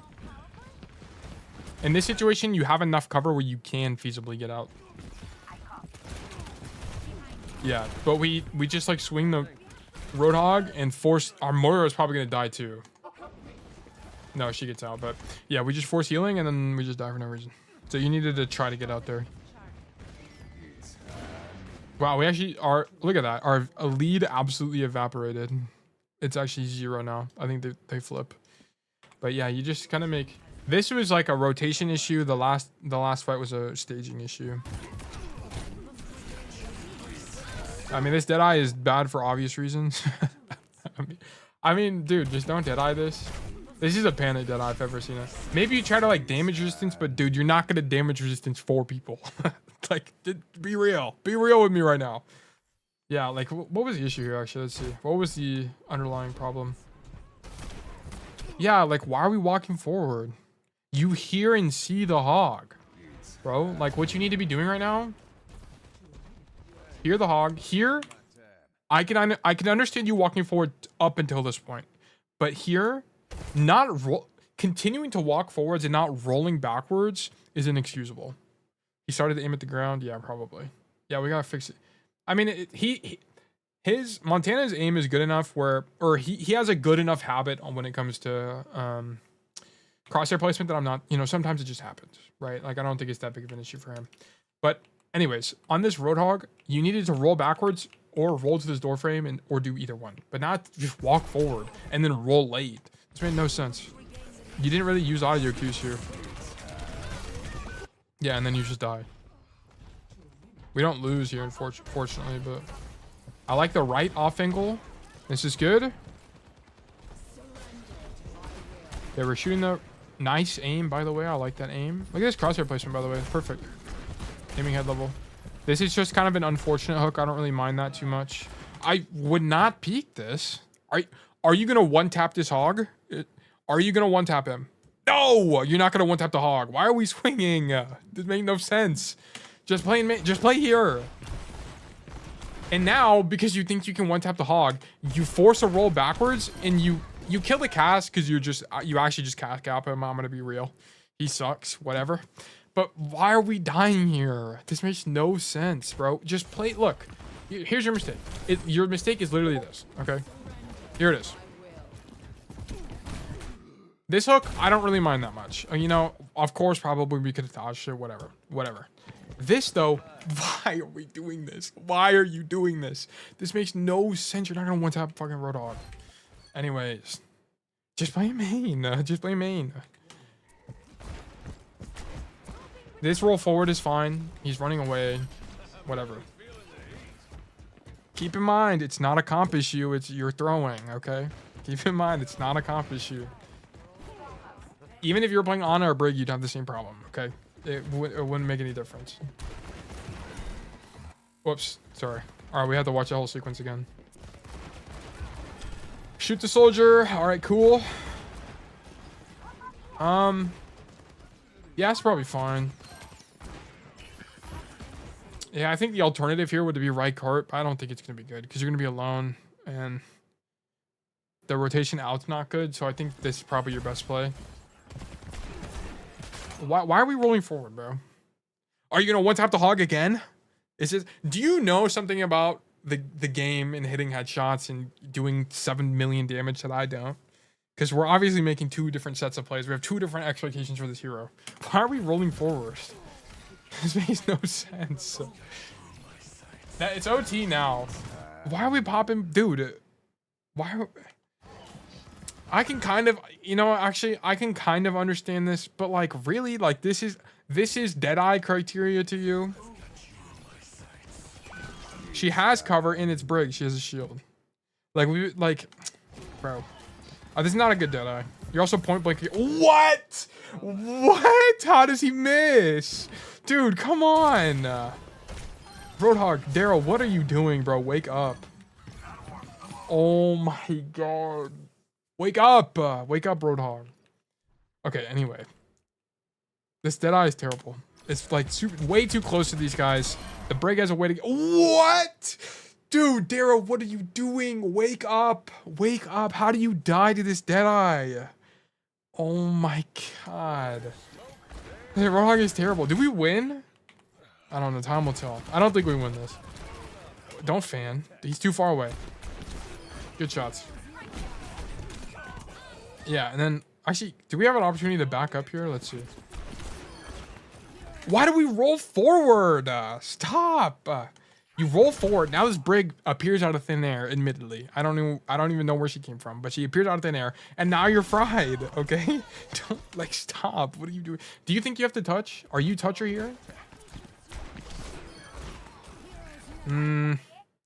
Maybe you thought it, but I thought you had it. I think you had enough time. I don't think you can excuse this roll. This roll's really bad. Okay. The hog is scared. It's working. Let him cook. No, dude, the hog is terrible. Montana, you threw this game, bro. I need you to wake up. I needed you and the enemy Roadhog to wake up. You could have won this. Actually, I don't know if this would have been winnable. We would have needed to... No, you know what? You know where you would have won the game, actually? You would have won the game here. When you got this Cassidy 1 HP. I think it's here, right? Yeah. This is where you would have won the game. This is... If we had to boil it down to 1 point, this is it. This was your opportunity. Because you don't kill the Cassidy, he kills you. You would have been up 2 here. Because you wouldn't have died and you would have killed the enemy Cassidy with the Deadeye. So this is where you needed to win the game. Okay, the rest was kind of like you were on the back foot, basically. If you wanted to be the hero, this was it. But yeah, I think like your big issue is you subconsciously walk forward for no reason, and it gets you killed a lot. It's gotten you killed like 3 times this game. And you're just like, why are we walking forward, bro? Why are we swinging to try to one-tap a Roadhog with 700 HP? Okay, it doesn't make any sense. And then you roll forward. Your roll habit's not as bad as it used to be. I think it's been worse in the past, but it's still bad. Like, we should basically never be rolling forward, ever. I mean, you did it right, like whenever you're chasing the Roadhog out over here, for example, but we still just shouldn't be doing it. Anyway, that's kind of my takeaways on that VOD. That was a fun VOD. Lots of flip-flopping them for me. I was going all over the pendulum there. Okay. So we're gonna have 2 Kings Row games back to back. We'll do this one from King Kai first, and then we'll do Eichenwalde from King Kai, and then we'll close off with Montana's. Actually, Montana's here right now, so we'll actually just do his King's Row first. So that's gonna be I think I looked at this briefly. I looked at a clip of this briefly. Oh yeah, it's already in my replay list. He had some particular questions when it came to playing in the mini room that we'll look at, but yeah. Okay, so when it comes to King's Row, generally you should be starting Hotel. Hotel, once again, he's good at killing people with headshots, but he's also good at denying space. And this is a really good location for you to deny space. Why? Why is this good for Cassidy? Well, number one, it's an off angle. Number two, it's really safe for you. Okay, so if someone contests you, you can just roll to the right side, or roll to the left, or whatever, or roll out, or grab the mini. Or accordingly, right? You have ways to escape. As well as if they do push past you, you have this rotation out to swing wide and shoot people in the back, okay? Which is super, super valuable as Cassidy, because that's you have a lot of playmaking in doing that play. But also, it's all about just denying this rotation from the enemy team, right? Because King's Row is it's an obviously old map, okay? A lot of old Overwatch maps have like this one choke mentality, where it's one choke, and then you have options. This map, Eichenwalde, old Hanamura, right? Like, you know, think of things like that. So the one thing you don't want them to have as a defender is options, right? So when you play Hotel, you deny an option from them, or at least add some level of friction. I need to go home and start practicing cast again. Yes, sir. Yes, sir. We need more cast players in this world. But anyway, that's why you want to play Hotel. Okay, so what your plan should be on this is basically, this is very similar to Rialto, which I was explaining earlier. There's most times, also, what was that second code? It's thanks8, THNX8. I'll put it in general chat and Discord as well, while I see this pop up. Okay. What was I saying? Oh yeah, you shouldn't be peeking out main here. It's just the risk reward is not there, bro. Unless you're lip and you can 2-tap people at basically any elo, I don't really want to see you play main. I want to see you just, basically, you're just going to AFK here. You're just going to AFK in Hotel until the game starts, okay? Or until they come to choke. Because here's the thing. Montana comes out main here to play with the Sigma and is inadvertently caught in the push. I mean, worse could have happened, right? He didn't actually die here, but he gets inadvertently caught in the push, is forced to make a bad rotation into this right side here. Like, this is really awkward. He could have died in this whole rotation here. Takes some damage. Is now 230 HP after he made this rotation. He doesn't grab the mini. And now he's forced in a worse position, having to back up, and he's on the back foot. Okay, this is like the whole problem here. Not when Soji exists, there's not as many cast players. I don't know about you guys, but I've actually Cass has been pretty popular this season. He's also getting banned a lot. I've had quite a few. I'm trying to one-trick cast and he'll just be banned, and not. I'm forced in Soji jail. But yeah, but on this Hotel play, right, we just get put in the back foot, and now we can't actually contest them as they make the rotation. The whole value of this is that you can sit here and just farm them as they're like, you should be headshotting the Zen right now. Like, that's the key difference between what Montana's doing and what he would have been doing if he just AFK'd here. We should be headshotting the Zen, and then we should be backing up, okay? Because what would the Zen do if he got headshot right now? He'd be like, holy moly, I'm so low HP, I can't take space, and then he'd come back in main, okay? But we decided it was a good idea to poke out the enemy to choke, and we take a bunch of damage and force a bad rotation, and now we have to just give up everything, right? And this is the nature of Overwatch, and why whenever you make one mistake, it really spirals out of control. It can really, like, the butterfly effect is not friendly to Overwatch players, okay? So we have to play better. We take a bunch of damage to that Zen poke, whatever. But, like, look at it. We're just not contributing to the state of the fight right now. Shoot this guy, whatever. Like, we're doing pea shooter damage, right? Our Pharah dies. Our Pharah dies probably because she's bad. I'm not gonna take the time to, like, actually go through and see why, because it doesn't really matter at the end of the day. What matters is that we just didn't contribute anything, okay? And it all was because we peeked out at the beginning for no reason, and the risk reward just wasn't there, and we lost. Okay, so whatever. That's why you lost that fight. And I'm not saying you would have, like, absolutely deadlifted, but we could have been in a better position if we just didn't take damage off it. Okay, here on the retake, we come left side, which is perfect. So, I mean, I think you can argue for coming left or right. I think either one is probably fine. The thing about coming right side is that you can just shoot them from here and it's enough cover and you're far away. I think the one thing I'd mention is that they're going to be playing Monkey, and Monkey is not like a brawl tank where you're going to die just by being on the floor. Typically, it's, you know, you could have, knowing the tank matchup, you could have gotten away with main. There are ults to fix the butterfly effect. Yes, there's also Mercy Res, which can absolutely remove mistakes from the game. Actually, terrible game design. I don't know why it's in the game still, but anyway. Good flash, good kill on the tracer. Like, I like the left flank, I think is fine. I think there's merit to this and going main. But the problem is you come, like, why are we making this rotation on the floor? Okay, what you needed to do if you were to come left for this retake is you needed to come up the stairs. Like, this is the play you needed to make. Oh, I thought the enemy team was playing a Genji. They're not even playing a Genji. They're playing Monkey. But yeah, you needed to come up here and just shoot the Monkey and either bait jump or anything. Your ideal play would be to come up top, shoot the Monkey, and then rotate out this way. Probably is the best play you have. But coming on the ground, dude, you're just, someone is going to turn on you and you're dead, and you don't really have any options either. Like, the high ground is just objectively better for this retake. Right? Like, the plays you can make here are so limited. But yeah. I thought you died here as well. Maybe I'm thinking of a different... Maybe there's a different time in the VOD that happens as well. I guess history repeats itself. Anyway. Yeah, like, we shouldn't be dying here. Like, why are we dying? Like, we shouldn't even be in the position to die here because we should be on the high ground. Is like, that's the thing, right? Like, I don't even care about the fight. Like, we shouldn't even be in this fight. Nah, I don't mind that flash, by the way. I think that flash is fine.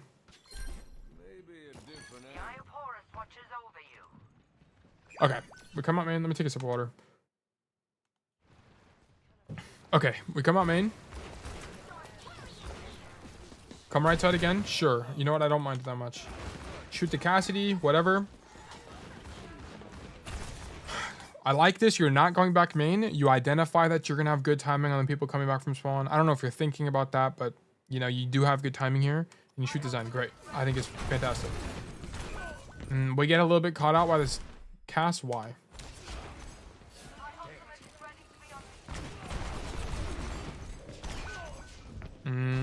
How do we live here?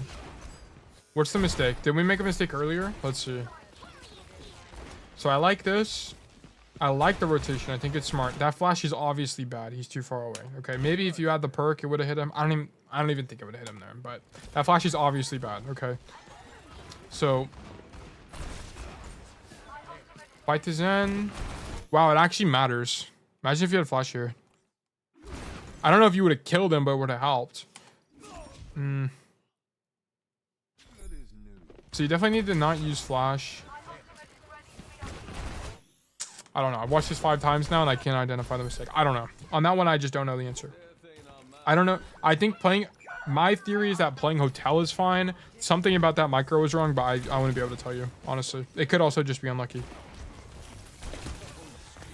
Repeak with Discord? Yeah.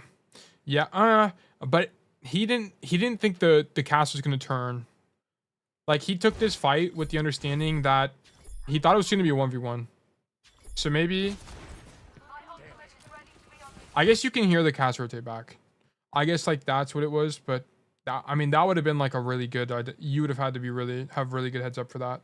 Is you hear the cast rotation. I don't know if you guys can hear it well on stream. But, like, here you can audibly tell the cast is rotating back. Yeah, so he would have had to see that. I don't really mind the repeak with Discord, given that the Zen is half HP. Like, I would take that gamble. I think it's a fine gamble. But yeah, that would have just been like a game sense, listen to the footsteps type of situation, I think. Anyway, when the fight's lost, definitely don't rotate too. My analysis was that I marked the angle so cast would contest me, and I should have predicted that. No, I think it was fine. I think, because I think from the cast's perspective, him playing in main is high enough value. And I don't want to spend too long on this, but so I'll make this like my last point here. Like, let's look at this from their cast perspective.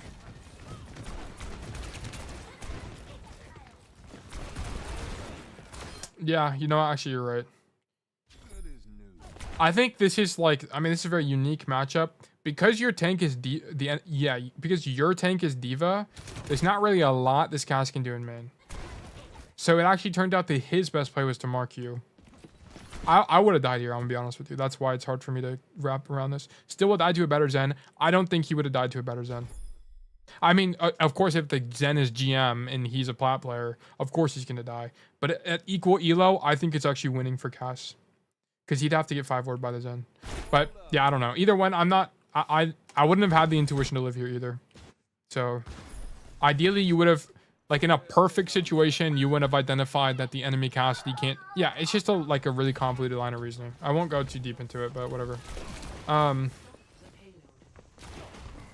Okay, so this is just like you needed to identify that it was lost, and then like here you should be looking through the wall and see, holy cannoli, my whole team is dead. Okay, like this is what I needed you to identify. And then you also see your Moira and Ana through the wall, and you should be like, okay, we're losing this. I don't want to have this spawn. Let me take the spawn selection thing back to back, right? Like you should be like right now you should be turning around, standing here AFK, and then hit F to TP all the way over here and just walk back, okay? Because these guys aren't gonna get good spawn. You're Genji and you're Diva. Yeah, so now. And you also make the even worse decision to walk forward after the point's lost and not just walk this way. So I think you were changing your Spotify playlist or something, but you kind of zoned out here. And this is a terrible play. Because now you have to roll backwards and they can catch you in the rotation and you can die for no reason. Yeah, you didn't end up dying here, but there's an alternate universe where you do. Okay, so that was just a bad play for no reason. Right, like we could have done the same thing by like going back to spawn and walking through this door instead. With no risk. Nice shots. Yeah, press F in spawn. I wouldn't have minded that. I mean, I probably would have minded it because it would have been slower, but yeah, whatever. It's better than walking out this way. Okay. Okay, just play main. This off angle's not good against dive, okay? If the monkey jumps you, you're fried. Or don't just stay in, yeah, or just stay in spawn. Yeah, that would have been fine as well. Anyway, yeah, like we don't have to angle here. This is too close. This is just way too close to these guys. I don't like it that much. You have good timing, which is fine, but yeah, we don't like. Look at this. Why did we lose this fight? Why did we lose this fight? It's because we don't do anything. Okay, like look. Here's the problem. We have the mega. If we wanted that flank timing, we needed to be on the flank now. Okay, we needed it to be timed perfectly with monkey jump. It would if we would have needed to be flanking them now, shooting this Cassidy, for example. So the first problem is that you take poke on the angle. Here, we shouldn't be taking any damage. Because you take damage, you grab the mega. Now you have bad timing. Well, it's not terrible timing, but you're late. Okay, like we're late, so we don't contribute to the fight very quickly.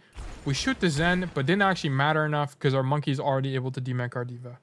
So the sequence of event is that we were just too late. Okay. And then it's just over. Yeah, like the flank was just bad, I'll be honest. I just don't think this flank is good on this point. It's too close. There's not a lot you can typically catch anyway. And you can't, like here, this, on all of King's Row second, defense, the neutral is actually really good for you. It's really good for Cassidy. You don't really need to flank. On attack, you sometimes will need to flank. Like I preach about this, you know, like go high ground, force this way, shoot them in the back, whatever. And that's because on attack, it's you leave it a lot in the hands of your tank and taking space that way and winning the tank trade and out damaging the enemy supports. I just don't like that style of play. I think it's low impact. So on defense here, I just don't think the flank is good. All right, I saw Spilo glaze that spot. Yeah, I think you could have made it work if you were earlier. I think you could have made it work if you were earlier. But because we weren't able to, because you took poke originally. Yeah, here, I don't want you to misconstrue that this flank is bad entirely. Like if you're going to make a play, you need to do it in the best way possible, okay? And if the best way possible for this, which is I want to flank the left side, or I want to flank from the left, you need to not take damage here. That's all this came down to. Like, because look. You take 125 damage. You have to grab them. Yeah, I mean, I just explained this. But you need to be shooting them Now, this is when you need to be shooting them. Main is good unless you're against shield. Yeah, it is. There's a reason why Lip will never do this flank. I mean, he also plays in, champion, but Lip would never do. It's just not good. It's just a lot more can go wrong than can go right here, in my opinion. Anyway.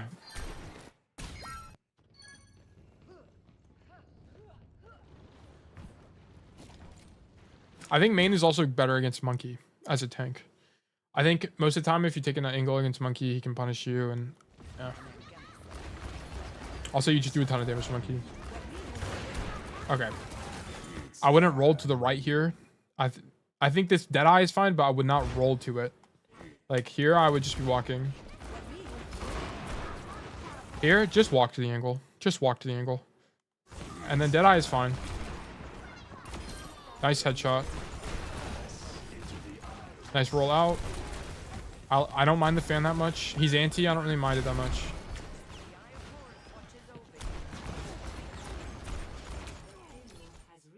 Okay, we have won this. What did we need to do to win this?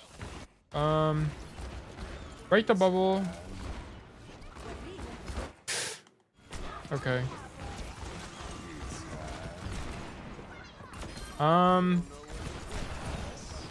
Trans comes out.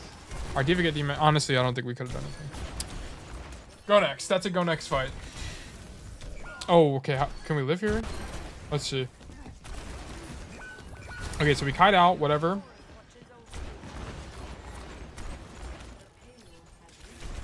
Just don't reswing. Yeah.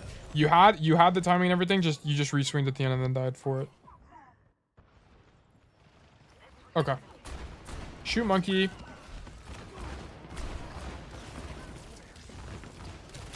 Wow, your diva is losing mech a lot. Your diva is inting. Okay, here, I mean, we just kind of stagger a lot. Your whole team staggers. What were the notes on this game? Let's see. I played all the perfect positions, good long balance games. Yeah. But overall, we ended up losing. I think I ended up doing some peaks where, yeah. You peaked and then died and then it snowballed for sure. What if when trans he goes mini flank? It's too long. It's just gonna take too long. So, BU asked. Okay, so just for clarification, if you're watching the VOD, BU asked, what if when this Trent came out, he went for the mini flank? I mean, if you're talking about this one here, it's just gonna take too long. Like, he would still be in the rotation. He would have finished the rotation now, maybe, if we're, like, being generous. And there's basically no way he wins this. Yeah. Like, I think rotating would have been a mistake. I think maybe this fight, you could have argued that he should have done the mini rotation from the very beginning. Like, maybe he could have, like seen here that the guy's nanoed and there's not really feasibly going to be a way he contributes to this fight. He could have, like, done an early rotation. I mean, I think you could have argued that, but I think you could have argued that playing main was better as well. But yeah, you also needed to not die on that rotation out. That was really bad.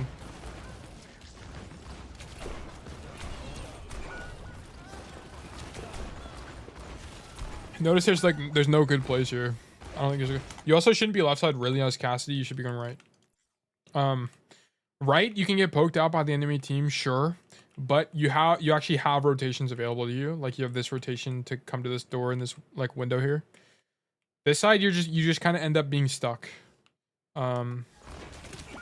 Which can be fine sometimes, like if you're trying to split from your ally DPS on the retake fight. It can be good, but I generally like going right side. Yeah, like it didn't... Yeah. Like, if we wanted to have any chance of winning that fight, I think we would need to go right. Anyway. I don't think your defense was, like, terrible. Actually, it was pretty bad, I'm gonna be real. If you made that flank, Ana could have died, yeah. I think Ana could have died, but I just don't think that flank, the timing would have been bad. Get a spray, bro, also. Improve the drip. We have no spray currently. Path to the left side of bus. Perfect. Eat a little bit of spam, but that's the cost of doing business. Shoot the monkey. Sure. Oh, we kind of get gapped. Why do we take so much poke? What actually happens? Can we avoid this? Let's see. Shoot the monkey. Nice crosshair placement, by the way. Aiming at level, perfect. Nah, we should get 2-tap. Whatever. Cost is doing business. No way, 0 fights. Yeah. I think, yeah. He trolled. Yeah. We didn't do a great job on defense. That's for sure. I think there was some... I didn't realize it, but I think YouTube has built-in chat delay. I don't think it's instant. I think Twitch is probably faster. I'll stream on Twitch in the future. I'm just doing YouTube for now because... No! I haven't been recording any of this. Oh, man, that sucks so bad. Whatever. That Esperanca game would have been a good one. Man, that sucks. That really sucks. Whatever. Anyway, dying there, I think, was the cost of doing business. I'm not too sure you could have rolled it or whatever, but whatever. It is what it is. Okay, fight's lost. Okay. Shoot the monkey. Oh, you need a flash earlier. Okay. If you're getting jumped on, I'm 100% confident that flashing the monkey is better than flashing him after. I mean, in this case, maybe you could have gotten away with it because you can shoot him because you're with your team. You're not alone. Okay. Yeah, you're on YouTube. Yeah, I'm not streaming to Twitch right now, but I think here.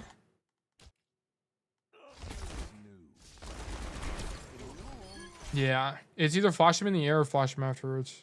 I think when you're with your team, save flash. But if you're alone getting dove, then throw it early. This is good. Just ignore the Genji. You're not gonna be able to kill him, bro. Nano Genji is like impossible to kill. So I'm glad you ignored him. Trade out backline. You know, whatever. Cost of doing business. Playing main. This is fine. Don't like the flash. That's a lazy flash. Okay. You'd have to like perfectly hit him in the air to hit him. Okay, you want to hit Genji in the floor normally, or like predict the jump and throw it. But here, like, bro, we're not hitting this flash.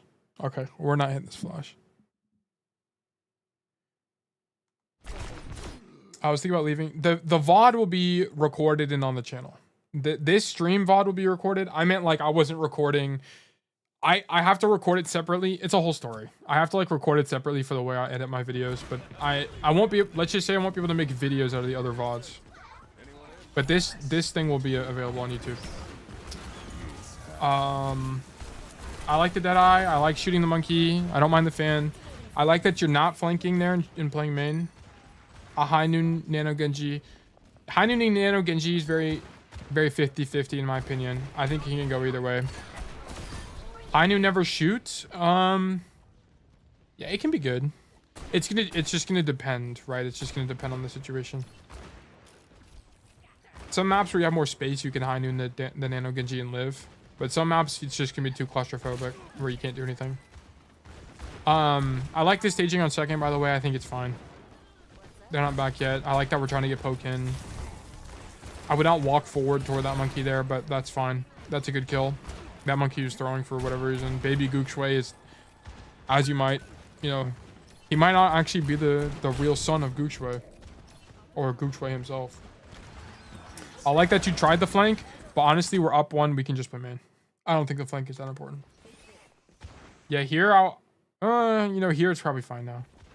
Yeah, I don't mind this that much. I like the roll, but now you're kind of fried. Actually, what happens here? So look, good headshot on the Zen. We come wide on the Ana. Roll backwards here. Honestly, at this point, they're turning for you. I would just give it up.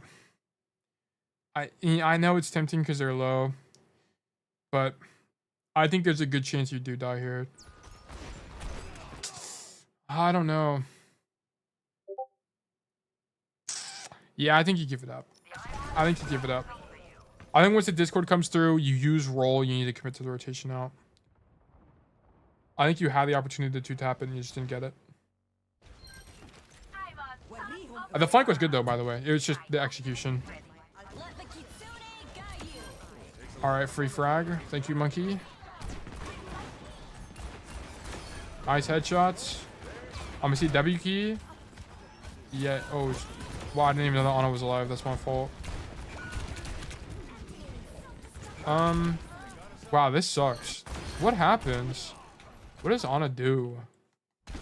She just has a flank? What is this play? Okay, so she runs away from the D.Va unscathed, doesn't die. Zen dies, whatever. Big flank from the Ana. Our Ana is one. Or our Pharaoh is one. Man, that sucks. That actually sucks so bad for us.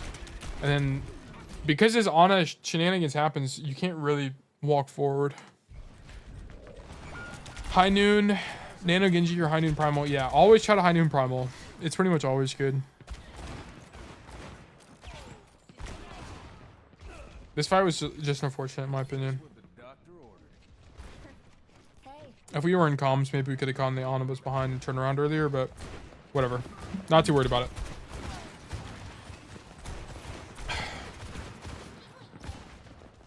Good flank, good flank. Yeah, this is fine. You're waiting for your team. I would just go, honestly. I would just go. Because what... If you're waiting for something, what are you even waiting for? A D.Va boost, I guess, is like what you'd be waiting for. But honestly, I think this is a situation where the play needs to be you make the play. I guess we're maybe nano-faring here. I would have deflanked already. Yeah, like... Oh my goodness, bro. The Pharaoh walks in and just dies. Why? What happens? JVT, what happens, bro? Oh my god. What? Like, Pharaoh, what did you think was gonna happen, bro? Oh my god. Yeah, we needed to just go earlier, honestly. Because, yeah, this is just a situation where it's like, if you are waiting for your team, what are you even waiting for? Like, I just don't even know what that would have entailed in this situation. Like, were you waiting for a D.Va booster in? Well, she's getting marked by another D.Va, so she can't really do that without suiciding, right? Are we waiting for a Pharah Nano? Maybe that, I think, is, like, reasonable, but... And this is, like, an... Wait, did we kill someone with Deadeye? Let's see. Okay, sorry, I was paying attention to the other play. Okay, nice headshot. Is this a good Deadeye? Does she have sleep? I think it just comes off cooldown. She misses. Oh wow, I should have just watched it. How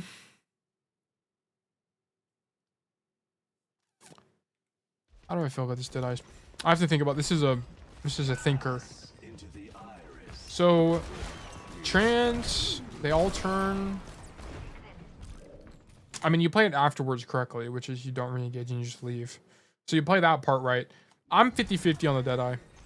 I think is the risk reward there? Yes, the risk reward is there. Okay. It was kind of contingent on Ana missing the sleep, but I think you might be able to argue that them turning around to kill you might be enough. No, I think it's bad. I think it's bad. Ana had sleep. If 80% Ana's hit you there, I think that Deadeye's bad. I'm gonna be honest. I don't think you can do that. If the honest, that's because I think evaluating it based on the fact that you killed the Ashe is results oriented. Like if you were gonna do this, you needed to like complete the rotation totally over here and then pop Deadeye. I think is how you needed to do this. Because right here, you're just gonna get slept by the Ana. You hear her in main, right? Like I think you hear and see her shots. Yeah, you see her. Yeah, like if you really thought this Deadeye play was the wave, you needed to come here and do it, for sure. Because otherwise, you're guaranteed to get slept. Like, I think evaluating it sheerly based on the fact that you kill the Ashe is just results oriented. Do you have a good idea for when to tell when it's your objective to initiate with the flank rather than time it with the tank?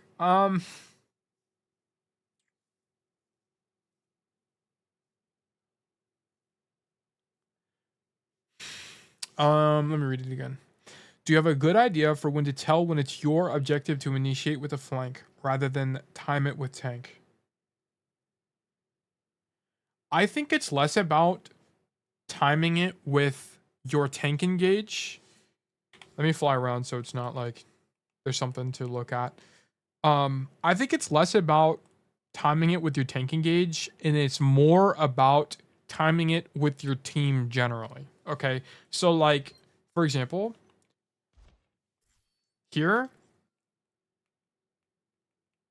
for example, okay, your D.Va's not even here. Your D.Va died. Wait, where is your D.Va? Okay, it was just bugged out. Okay, so here, for example, Here, for example, you would want to do it regardless of what your tank is doing, because your tank can't really do anything right now because of the pressure in main. Okay? Because there's people shooting your tank in main, they can't actively take space. Right? Like, what is, like, your diva can only really, like, boost her in and then she's just gonna die. Everyone's looking at her. So as a result, the reason this flank is good is because you stop the enemy team from looking down main. That way, that gives your tank an opportunity to do something. So if your tank is in a position to do something anyway, then you can time it with your tank. Like, let's say, for example, yeah,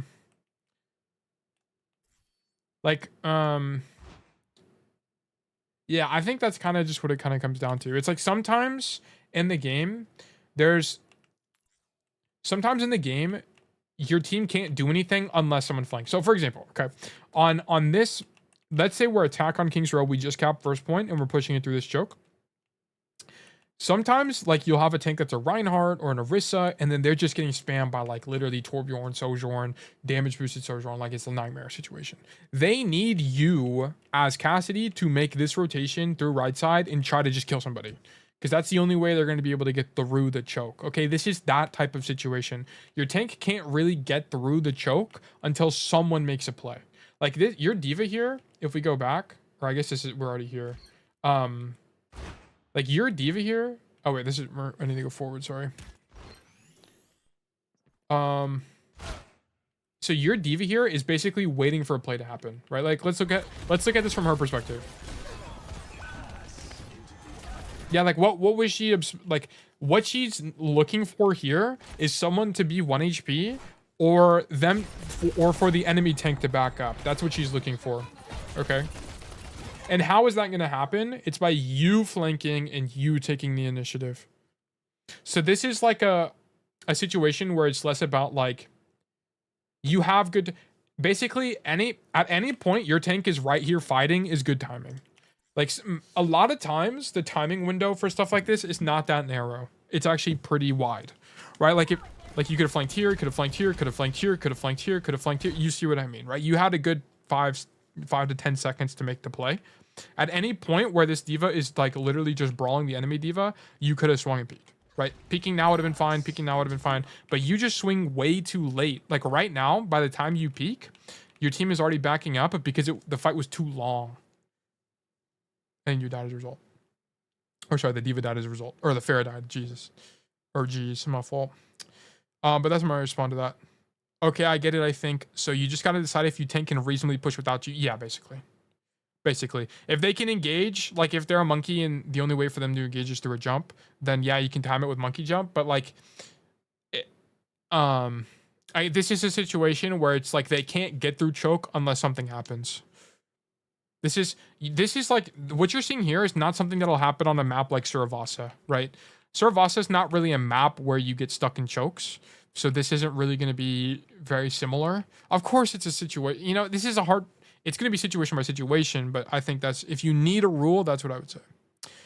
And then Buse said Ashe saved him. I think that was to the flank, relative to the flank earlier. And then cooldown timing, engage IMO.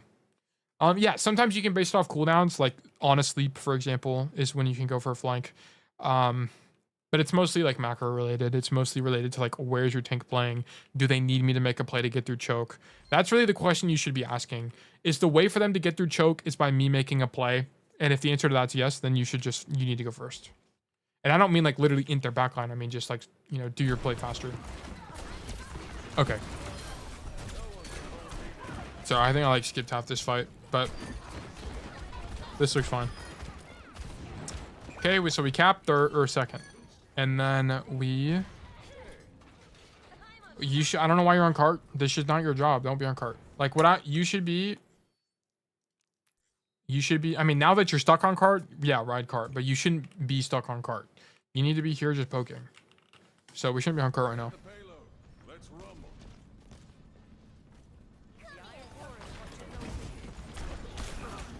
Okay, yeah, because like here's the problem. Now we're not in a good position for this fight. We're just in main, and now we have to, because we take so much damage from Cass, we have to roll out. Right? So we got lazy. Well, we didn't really get lazy. We were kind of stuck on cart, but we shouldn't be that guy.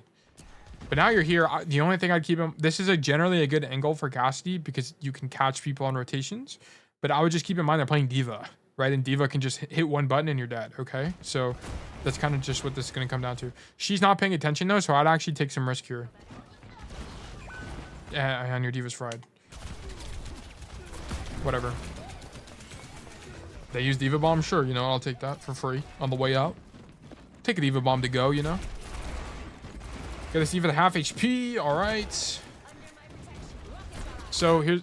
Oh my goodness. JVT is fragging right now. You need to make this rotation. This is the rotation I need from you. Get out of main.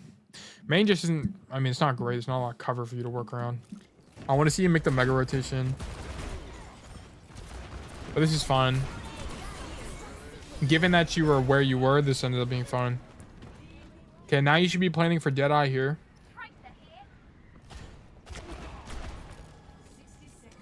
You get off cart. Do this just off cart. Yeah, get off cart, bro. Okay, I mean, you get lucky that this Maga doesn't have charge and he doesn't one-shot you. Right, you just shouldn't be on cart here. Deadeye was good, just not on cart. Okay. Okay, so we still have... This is a longer VOD review because we've been flying through a bunch of concepts. Okay, attack. Same playbook. Go left side bus. Okay, I mean, this works out, fortunately, because the Ashe has to back up.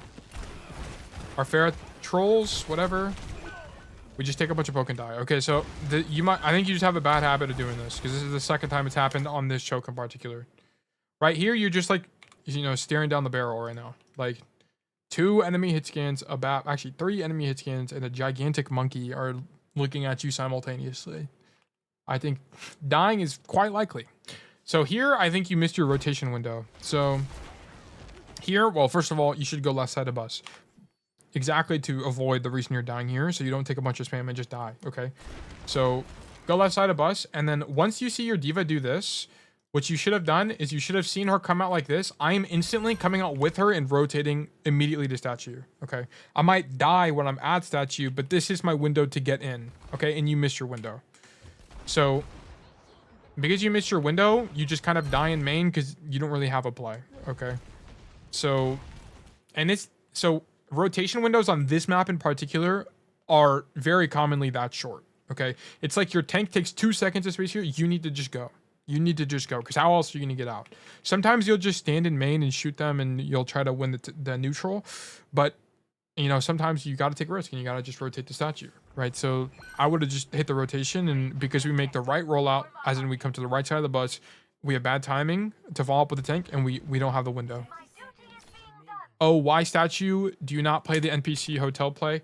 I think hotel is fine. The problem with hotel is that you'll come here and you won't win the duel, and then what options do you have? What options do you have from there? It's good if you have like sometimes if you have like an Orisa or a Ram, they can push here. But the problem is, I think the higher agency play that I've learned over time is I actually like this statue rotation, wait for my tank to take some space, and then make this crossover to here, and then walk up the stairs. And then this is game winning. Once you're here, it's game winning. Because then you can make this rotation, shoot them all in the back. Then they have to back up. And then you can come in here and shoot them from here. And then they have to back up or at least respect you. I think it's a higher power play. Because the problem is here... Okay, let's actually like theory craft this. Okay, so let's say we went hotel. So let's say right now... Yeah, like how do you even take hotel here? Like there's no window to take hotel even in this situation. Right, like your D.Va's not fight. Like your tank, if you want to take hotel, your tank needs to fight for this space. Okay, like let's actually just look at it this way. Okay, this would be a little bit easier to demonstrate. If you want to take hotel, your tank needs to contest this space here. So this will be contested typically by like an Orisa or something like that. Or what needed to happen is if your tank is not contesting that space. Let me actually zoom out even more to make this easier to understand. If your tank is not contesting this space here, what you need to have happen is you need the enemy team, which will be green, to make this rotation back. And the only reason they're going to make this rotation back is by taking a bunch of damage, or they're spread out like they're on this high ground here or something like that. But neither of those are true, right? The entire enemy team is literally on the point. You making this rotation is basically going to be impossible because your diva is like playing here, and then she ended up taking your booster over here. It's just not like you just don't have the window. Sometimes you'll make the hotel play. Sometimes the hotel play is better, right? Like in particular, the hotel play will be better if in a theoretical situation there's a Sojourn here who's pocketed by a Mercy. Okay, like are you reasonably going to be able to make this rotation? No. No, you're not going to be able to make this rotation. So what you're going to have to try to do is base timing off your tank. Like maybe your tank is fighting here, and then you rotate through hotel and shoot them in the back. Like that's going to be your best play, right? It's not like every play is always better, or any given play is always better. That's not true in Overwatch. But typically what I'll see is like if my tank is rotating here and is not actively fighting forward, I'm looking to make this rotation to statue. Oh, I remember now. Rahurin's VOD was against a sniper comp. Yes, yeah, like against like people that are longer. I mean, if both the long range heroes are playing in main here, I mean, yeah, sometimes you can still get away with the flank, right? Like look at this. Okay, so for example, they're playing Cass, Ashe, Bap. Okay, which are 3 hit scan heroes. Can they reasonably punish you for making this rotation? Of course they can. Okay, but at least playing statue, you have a little bit more agency in what you can do. Okay, from here, you only have one option, which is to come through choke. From here on statue, you can come left side of statue, you can come right side of statue, you can bail on the situation, go all the way backwards and come up the stairs on the side, right? You have options, okay? And you're taking space as well. Here, you're stuck. So I think objectively, this is going to be the better position in this situation. Because at least you, even if this rotation to the door is not better, you at least have options. While playing in choke, you have none. So that would be my argument there. Welcome to my TED Talk. Anyway, so yeah, so I think that your mistake here was taking poke and dying for no reason. Okay, so that's what that came down to.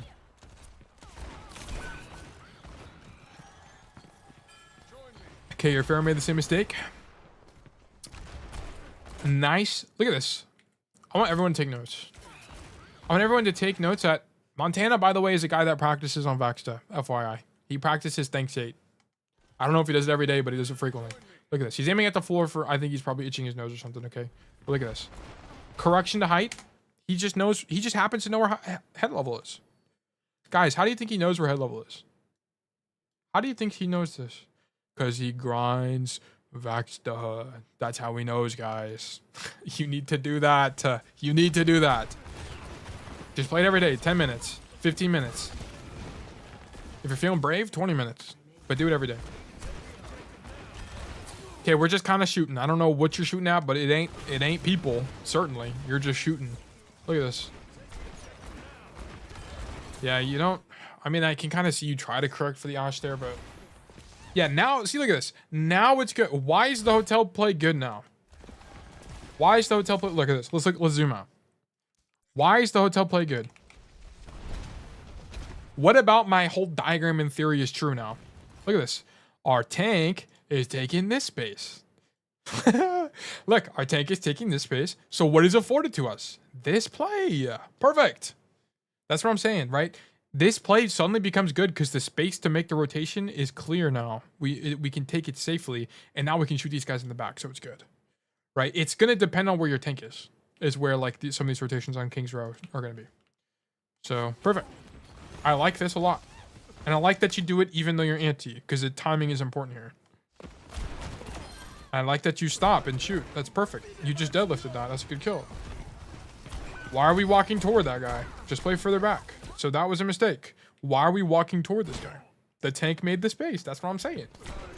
Anyway, yeah, don't walk forward. Why are we even giving them an opportunity to kill us? Why are we walking toward this Cassidy? Makes no sense. Play further back, bro. Like you could have just played the whole fight from here and had equal contribution and been safer. Sorry, I had a cough. Okay. Why don't we pop Valk, bro? Come on. No Valk needed. Okay, we come right flank. Oh.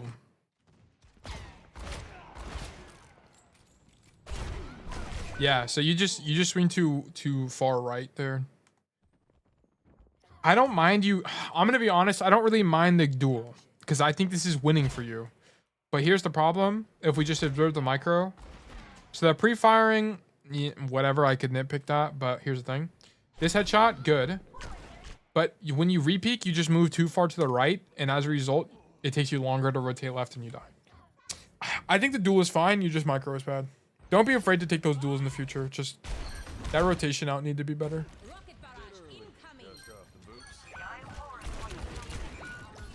Okay. Yeah, so this is another rule of tail on King's Row. Basically, anytime you die here, you should just always go top. Okay, like top is just like almost always better. Like you should be dying, and then you should be coming out of this door, coming up these stairs and shooting them. Even in this situation, it's just better because you can come up here. Like you could have dead-eyed from top here, and if you dead-eyed from top, at least you might still die, but you at least bait the diva dive. Okay. Right, but now she can just stand on the point for free, and it's contested, and it's just a nightmare because she can kill everybody in one spot. But here you could have made a dead-eye play, or you could have gotten creative and come up here and shoot them in the back. Like you'd have more options. But we roll out on the floor. That is not advised pretty much ever after we cap first. I think going top is always better. Almost always, unless they're like holding top, which is very rare and only really happens in Overwatch 1. Oakley dokley. So we're back in not Hollywood. We're back in a hotel for defense here. And yeah, your game plan here should be, well, you shouldn't be playing this far back. You should be watching the choke. Like you should be standing on the mega basically and aiming at this thing. Okay, I want you to aim at this thing. And then just wait for them to walk out. Yeah, perfect. Shooting these guys. Perfect. They take TP, whatever. You see that the Ana is stuck in choke, so you make the rotation to punish her. Perfect. That's perfect play. Then, because we're getting pushed, we rotate through theater. Perfect play. Okay, I thought I threw there since it was OT and we just need to stick to cart. I think killing the Ashe was fine. I think taking the duel was fine. Yeah. Because if you kill her, the next fight you have is like 80% winning, in my opinion. So I think it's fine. This play was perfect, by the way. Nice hold on the hotel and the rotation out was actually clinical. Okay, fan the hammer on the bubble. Sure, they walked in. I don't really think we could have done anything here. I think maybe you could have been a little bit more aggressive. Right, shoot the monkey. Once his bubble comes through, I'm actually ignoring the bubble and I'm actually coming left here and shooting them as they walk out. Because chances are the monkey's making space, they're going to swing, right? So you could have shot that Cassidy, tried to rotate. I think that's the only other thing you could have done there. But it's not like you have no pressure by doing what you're doing. Like, this is fine. And you don't give up the angle and you're looking for the flank. This is fine. Headshot the Cass. Nice kill on the Pharah. She's pissed. Nice kill on the Cass. Yeah, like you just deadlifted this. Great job. And this is why you play hotel on defense. It's really good. It's really good. Right? Like, Montana just deadlifted this entire fight basically with zero effort. It was just timing, respecting the enemies, and shooting them as they walk in, right? It's like textbook Cassidy. Great job.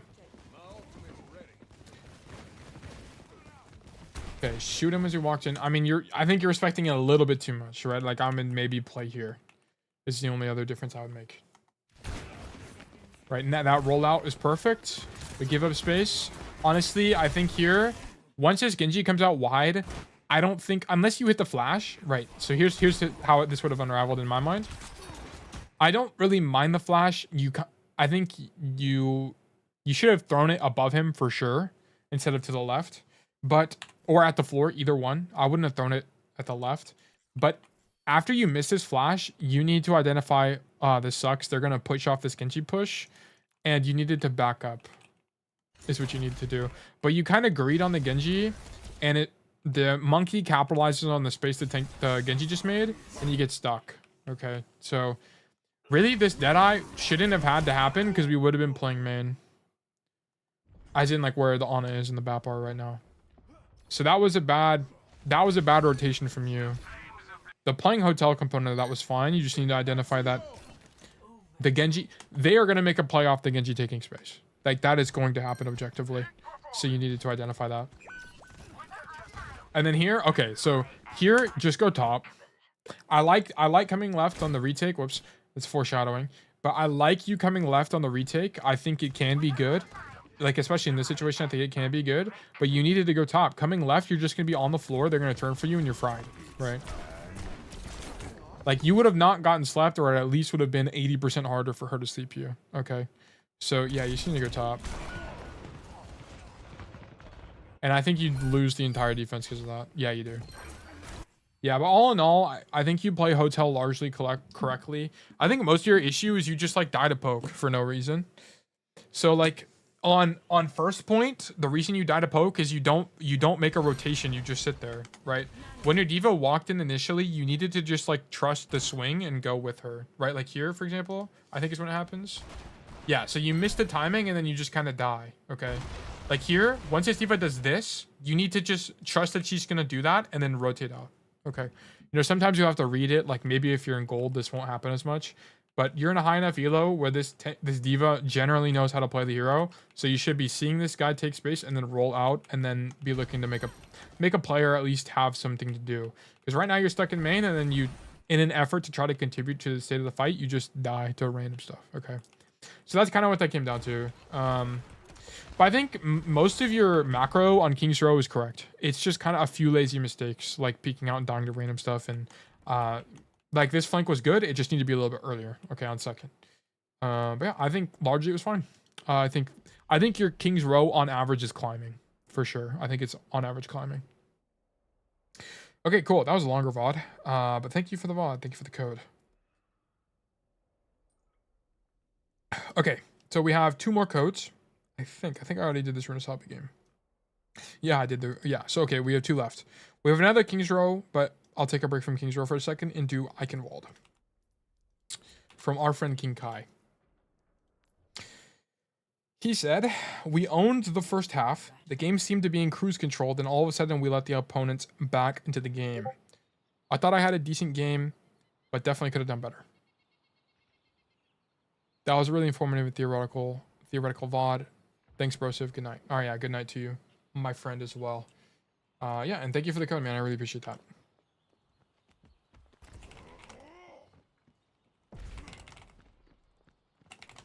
Okay. So, Eichenwalde. Eichenwalde, I think, is a net positive Cassidy map. Generally, it should be winning for you.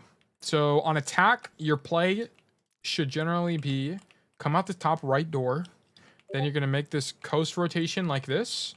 And you're going to wrap all the way to this mini room. And then you're going to play this room here. Okay. And then from here, you have a bunch of different options to make.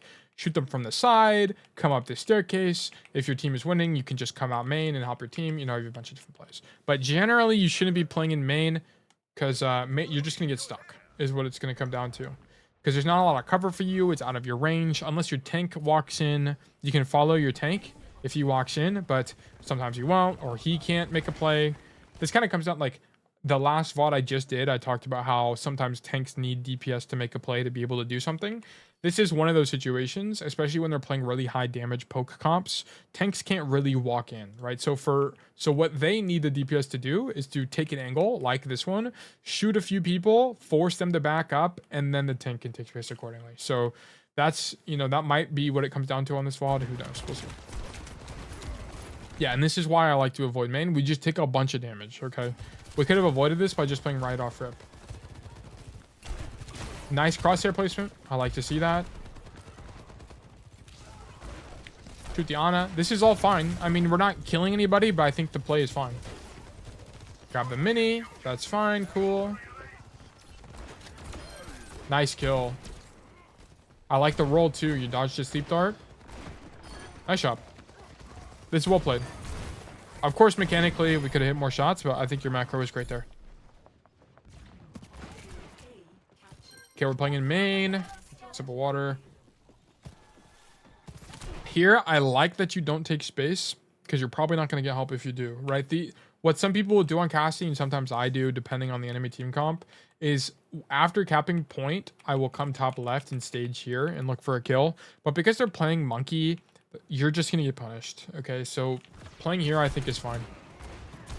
Taking the duel on Sojourn, probably not advised. So here's what I'll say. Is here, when she has, I mean, you hit a headshot. You know, I think it's worth gambling on. At this point, though, for sure, go away. I mean, you're not going to kill her. You have to hit like 3 headshots to kill her at this range. Or maybe 2, but yeah, and we shouldn't be taking space because they're on the high ground. Yeah. So good rotation out. But I would be looking to set up in castle. So a rotation. So you have a couple different options here. I don't really like playing on the floor because if you play on the floor, the only way for you to actually be able to do anything is 1, I guess you can shoot the tank, but 2, you would have to 2-tap a DPS on high ground, which is probably not happening. I would either be looking to, so you have 2 options. You can come up the stairs and look to make an aggressive flank play, which is like you wait for timing and then swing out and shoot the back line whenever they're distracted and try to 2-tap somebody. Or you can play in main really conservatively, like around cart with your supports and just zone out monkey. Either one, I think, is going to be your play here.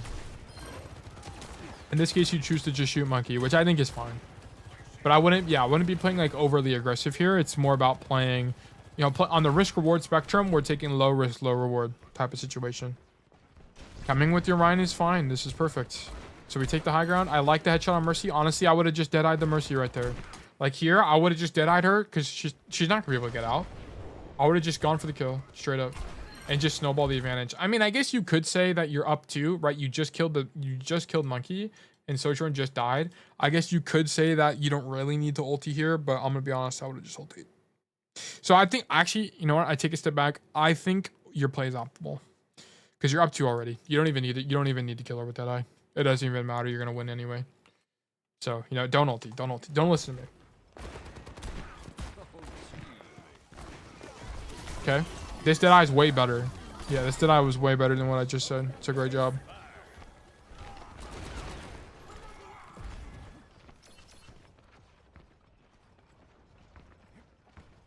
Okay. We're looking good. Okay, we're staging left side to play the coast angle. I don't mind it. I think it can be good. You're taking an off angle. They're not going to have a great way to contest you. I like that you're not fanning the monkey. Great job. We're going to come left for the flank. Shoot these guys on the floor. Perfect. Great plays. Just monkey on point. Sure, whatever. Shoot the Mercy. All right, cool. Kill the Mercy. Come in main. Shoot the Bastion. Okay, yeah. So here's the thing. Here, we need to be playing the left side. You see where our soldier is? That's where we need to be. Okay. You know what? Maybe we can play it. Well, what we definitely shouldn't do is roll forward here. You can play left or right, whatever. I think you can argue for both sides. But we definitely should not be rolling forward. Okay, look. Let's look at this. We shoot Bastion. Is the Bastion 1? Yeah, he's low. Okay. He is admittedly pretty low. Is the roll actually going to be able to help us kill him? Like, are we going to be able to get close to kill this Bastion? No, dude. He's like a mile away. He's got to be at least 3 football fields away from you right now.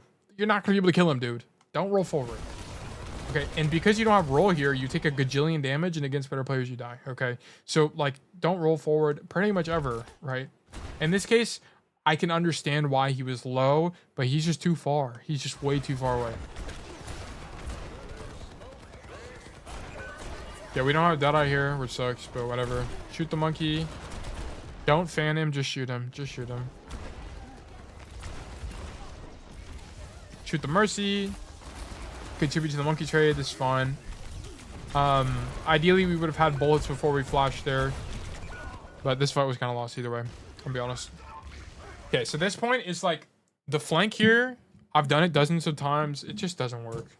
The flank being like you come in third and then you go for like this play here all the way through here and you shoot them here or whatever.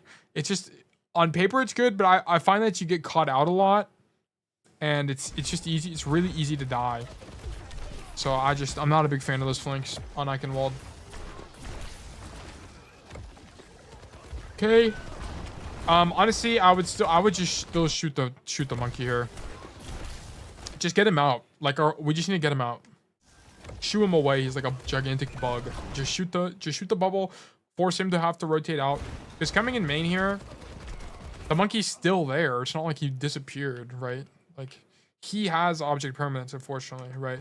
So he's still here in our backline. He grabs, I mean, we end up chasing him again, but we should have been doing this earlier, honestly. We probably could have killed him. If we just stayed on the right angle with the brig, we probably could have killed him.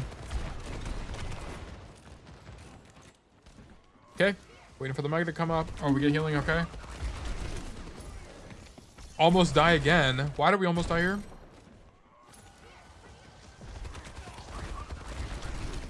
Yeah, you just don't have roll. Why do we not have roll? You roll to a mega that's not there. Okay, so, well, that was a mistake.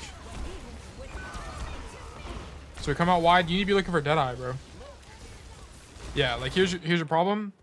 So here... Okay, so let's run it back. Take a bunch of damage, grab mega, whatever. Fan the monkey. Really, you should be shooting him at that distance, but okay. Here, shadow goes through. Bam. While you're doing this, we're rotating. Okay, while we're doing this... Bam, bam, bam, bam, bam, bam. Roll. Bam, bam, bam. Shoot nobody because there's no one to shoot. Bam, bam, Deadeye. Okay, that's your play. And we just don't make that play. We instead choose the miss the guy on the floor, which happens. You know, I do that too. It sucks. But anyway, that's the play we make. And then because that, we don't have a good, we're not in a good position to drop our Deadeye, which is what our team really needs right now. Our team really needs us to go here and say, it's unknown, and then delete everyone from the face of the planet. Okay, that was the play we needed to make. But here we are, chilling. We're all like shaking hands with the enemy tank. We're like, hey guys, what's going on? You know, we're not doing it. And we also roll forward. Why are you rolling forward? Stop doing that. Stop doing that. Don't do that. Anyway, we need to make that Deadeye rotation. And then we just live and then do nothing. So there's no playmaking happening in that fight. It was just shoot people. Shoot people itis. You know what happens. But it's not good. I like you. Okay, so this is actually good heads up. Okay, so here's what we see. Gigantic monkey man decides to come up the stairs, and we're like, holy cannoli, there's a gigantic monkey man behind us, and we mark him. Okay, perfect. So we make this rotation to go mark him. The only thing I keep in mind is he can actually, if he's the goat on monkey, he can beat you in a 1v1. So just, you know, be a little bit careful. But you force him to jump out early. He didn't want to jump out this early, surely. I think he probably wanted to wait a little bit longer, but you were chasing him. And as a result, now there's no one behind you, and you can walk in. So perfect. He's got primal. We pop Deadeye, surely. Just pop Deadeye, bro. You have everything to gain by popping Deadeye here. But because you don't pop Deadeye, he kills your brig. Why does he jump? And he jumps back in. You only kill him because he's bad. Like, he should not jump back in here. He needs to get out. He killed brig already. Fights one. This jump, he jumps back. Oh my god, he just made a mistake. But yeah, you should have popped Deadeye when that primal's going through.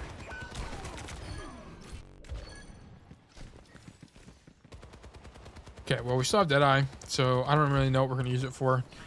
We can use it, I mean, what we can use it for is this play here, right? Come right side, come up the stairs and do it this way after they're, you know, retreating. But I don't know if we'll do that. Okay, we're playing the left room. Yeah, so this is kind of like the same thing as King's Road third. I like to come in this right side because I have plays like that, right? Whenever you come left side, of course, you do have a mega, which can be good, but you're kind of stuck, right? You have to shoot the monkey from the side, and then you have to come in main to be able to make any kind of play. But if you come through this right door, you can shoot, you would be able to shoot this Ana, contest the Ana on the angle.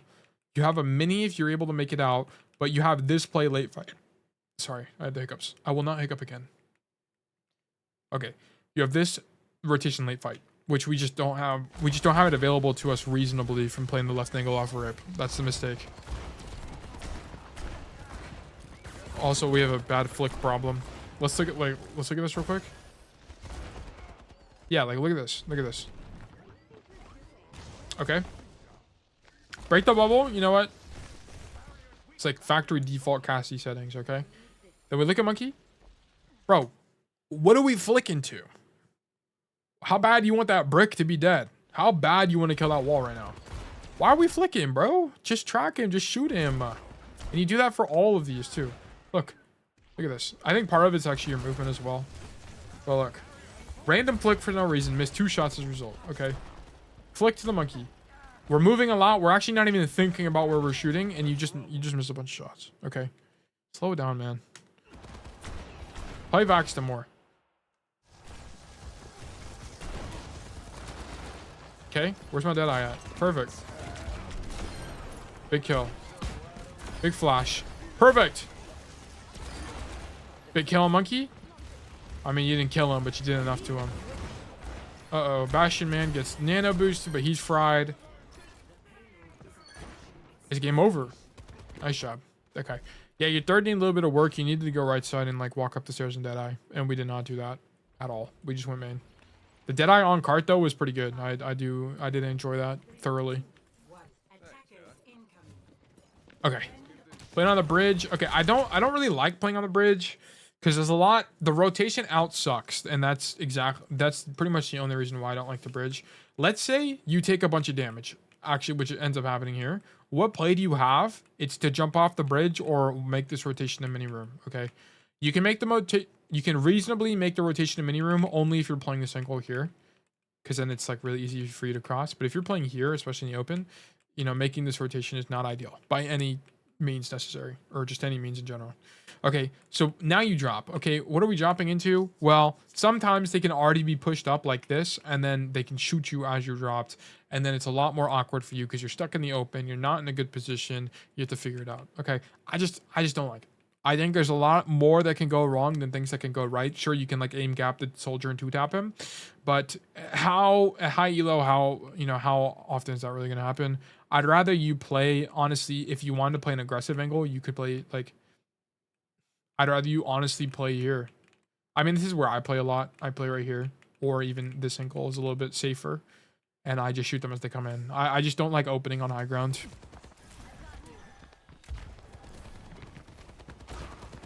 Okay, I mean, this is like pretty crazy. I wouldn't be doing this either. Because here's the thing, right? You're going to be cut off from your team. So your monkey, their monkey jumped in. I don't think you realize this, but their monkey jumped in and he made a bunch of space. Okay. Your Sigma is dealing with the Genji, and your Ana and your Bastion are rotating accordingly, and your Kiri is split. So the only person who can really help you is Kiri. So if the enemy team used their brain cells and identified that you're solo, you're pretty much cooked here. But they don't really see the opportunity, and you live. I just don't think going wide there and looking for a flank is just any good. I think you should just be playing main. Like, you should have been catching this monkey dive, right? Like, here's what should have been happening is you should have been here. Monkey jumps it there. Bam, bam, bam, bam, bam, bam, bam, bam. And then he doesn't even jump here because he's half HP. Okay. I think that would have been your optimal play. And then if you did get jumped, or cool, you can just roll backwards and play point, and then your Bastion would have been Superman and actually just obliterated the guy with his laser vision. Okay. That would have been your go-to play. But we do this, which is like pretty much no impact on the game. We only take risk, and then we clean up the monkey because we're lucky on timing. Okay, so I just don't think this like mini play is any good. I'm gonna be honest with you. I don't like it at all. I'm probably being a little bit harsh on this angle, but the big reason why I say this is I don't want you to like default to playing mini and then dying because the enemy team happens to be playing a brawl comp instead of a dive comp. Or if the enemy team was playing Reinhardt, you would have been turned to dust, frankly. So, or Orisa, or even a Diva, you would have been fried. But they just happen to be playing the comp they are. So if you like intentionally play the angle, knowing once they dive in, I'm going to play a flank on timing, you know what, I'll give you credit for it and I'll say it's okay. But if you just kind of played it blankly and you just kind of walked in and decided to shoot them from the side, I don't think you should be doing what you're doing. Okay. Okay, we come to the left. Or sorry, the right side to kill the Genji. We're actually the best player ever. The flash on the monkey. So I will acknowledge this. The flash in the monkey does come out here. It's late. That's the only problem. So if you're going to flash the monkey, you have to flash him in the air. Okay. You have to flash him before he hits the landing damage from his jump. If you don't hit him, or if you're going to be too late to hit him in the air, you have to just hold it. It's just because like flashing him here is not going to be good. You would need to flash him Now, that way he can't jump out. Okay, he's got jump again. The goal would be to flash him so he can't jump out, and then you just kill him. But so we missed the flash there when we need to have better discipline on that flash there. Cool. So we come to the top here, whatever. You know, once again, I just don't really like this arch angle. I don't think it's good. We force our roll backwards. Now we're playing this right side mini, which I like a lot. You can poke out the monkey when he jumps, as you just saw there. What are we fanning? What are we fanning? Just shoot him, bro. Did the bubble come out? I don't think so. Oh yeah, you see the bubble. Okay, sure. You know what? I'll give you grace on that one. We come right side. I like it. We can shoot them as they rotate in. Perfect. Monkey comes. Nice roll. You actually, I don't know if you intentionally did that, but you rolled the landing damage. Turn for the Genji. You know, that's probably fine. Probably fine. I thought that fight was good. I like that fight from you. Shoot the monkey. Okay. Shoot monkey again. Yeah, we just keep coming to the bridge. Okay, sure. Now we have to make a rotation out. Oh, okay. Okay, yeah. So this rotation, look, if you want to deadeye this, here's how you do this, okay? If you want to deadeye this, what you do is you come up here, chilling. You would just be chilling here. Honestly, you would come out and wide and you would shoot the Weaver. Shoot the Weaver, and then once they push further, then you deadeye them from behind. That's how you would do that. Okay. So you just kind of do like the reverse order of operations here. You just kind of shoot. You should have. The deadeye ends up probably panning out because the Life Weaver is a little dumb. But I would have just shot him, honestly. I think it would have worked out a little better for you. Actually, let me check. Let me check.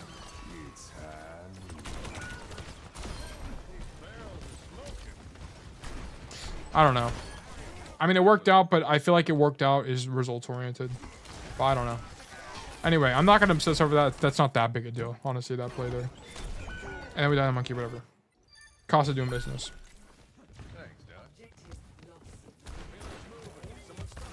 Okay. Playing castle. Why? Okay, so here, just don't stand here. Like, be in castle or like be on the angle. Why are we in the open? This is just kind of what this comes down to. Yeah, and because you're stuck in the open, you have to stay in the open because you have to try to dodge his bullets. Okay, I like playing here a lot as Cassidy. I think it's really good. I actually think it's a lot of the time better than playing up top because the problem up top is if you get dove, it's really hard for you to live this dive. Unless the support is with you. Because there's like, they dive you, you take a bunch of damage. I mean, it's really close. Like at least here you can see them as you dive you. Here, if you have to back up early, you won't see them. I just think here is good also because it opens up an off angle. Because typically people will be playing above you as well. I think it can be quite good. Okay, we missed the flash, unfortunate. Ban the monkey. So I don't mind that you take the... I typically don't advocate for taking this fan perk. I think you should only take the fan perk in this situation, okay? It literally this situation, or if this guy was Roadhog, okay? If this guy was Roadhog, these are two... Winston and Roadhog are in Wrecking Ball, but he doesn't have really a crit hitbox when he's in his roll form.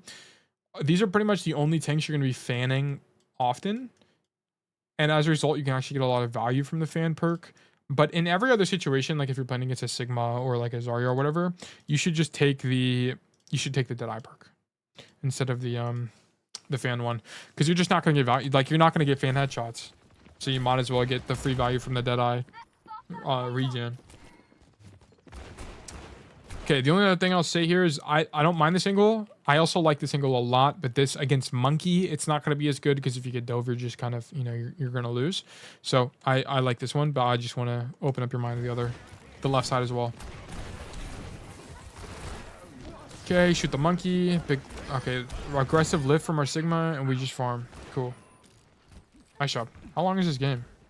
I mean, it seems like you're doing pretty good right now. Okay, this is insane. I don't know why you're doing this. So you're going for a big flank. I guess you're going for a big Deadeye, but like you're so deep and you have no mobility, bro. You basically, this play is one, I'm just going to trade out and go like 2 for 1 maybe, or 1 for 2 or whatever. or I'm going to kill everybody and be able to rotate because my team is walking forward, okay, or something like that. Like, this play is just so greedy. It's so greedy. And you don't even, like, open with Deadeye either. You just start shooting him. Like, do you reasonably think... Like, what do you think is going to happen, bro? Do you really think you're going to, like, just turn on your laser vision and just eviscerate everybody from the planet Earth? You're going to atomize them? Like, what do you actually think is going to happen? This play is not good. Maybe you think your team is walking up, but even if they are walking up, you should just be playing main. Like, think about this from the risk-reward perspective, okay? What's the risk you take?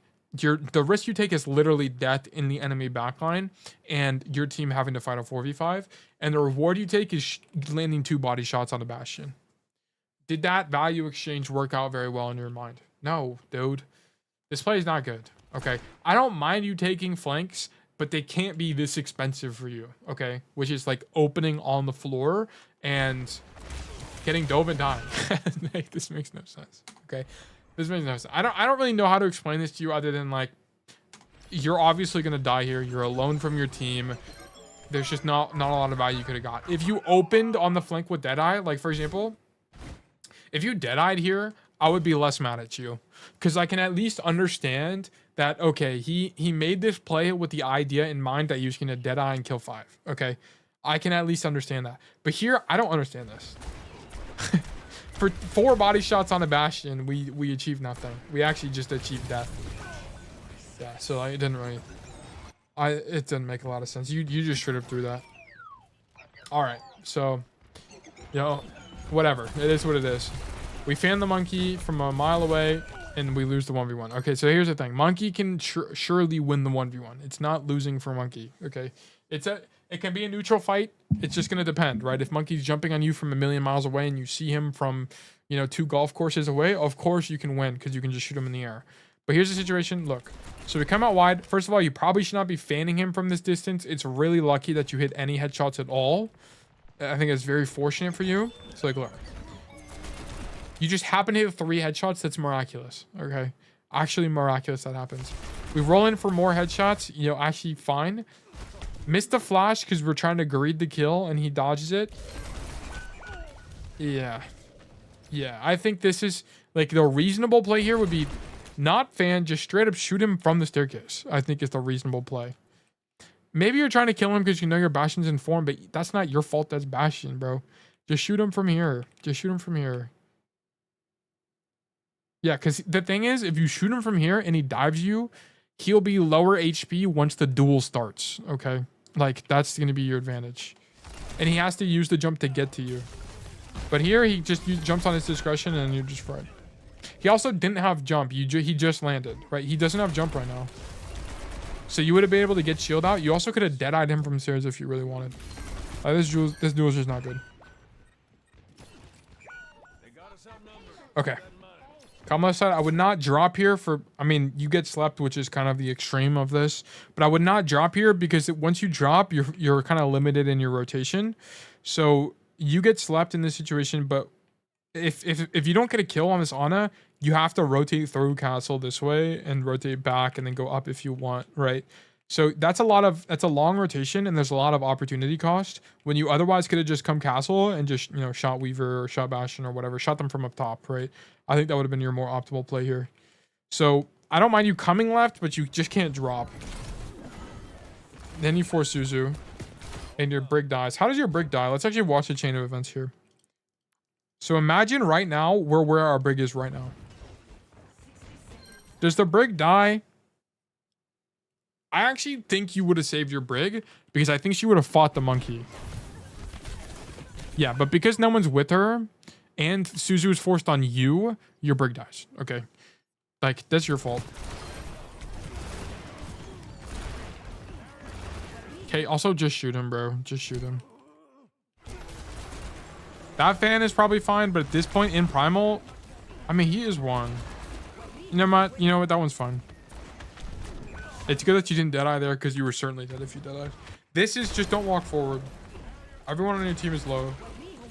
And your Sigma has slept. Yeah, so you just kind of walk forward in the open and die. Okay, and then they cap. Okay, cool. So I don't like playing this angle because the rotation out is really bad. So to rotate out, you have to come through this door and then you have to come this way. I'd rather you just be real curious. Just play here. It's a little bit closer, but at least you have, it's easier for you to break LOS and you don't have to rotate back into main. Like this, you have to rotate back into main. You can just play here, walk up the stairs, drop, and then rotate, play left side, or, you know, do stuff like that. I would prefer that. This I don't like as much. And you know what? Yeah, I don't like this one as much. Yeah, I'd rather you play here. Perfect. Okay, shoot the monkey. Roll backwards is fine. Don't walk forwards, please. Thank you. Siglift comes through. Now we walk forward. Don't deadeye. Like the flash. I like that you don't peek there. There's actually a good chance you die to the Reaper. So I like that you don't peek there. And I like that you just stand here. This is perfect. Text with Cassidy. Shoot them as they come up. Yep, I actually don't mind this deadeye. I think you kill one. Unfortunate, whatever. If it was worth it, I think the risk reward was there. Because if you killed one, they wouldn't be able to fight here and you'd be able to regroup.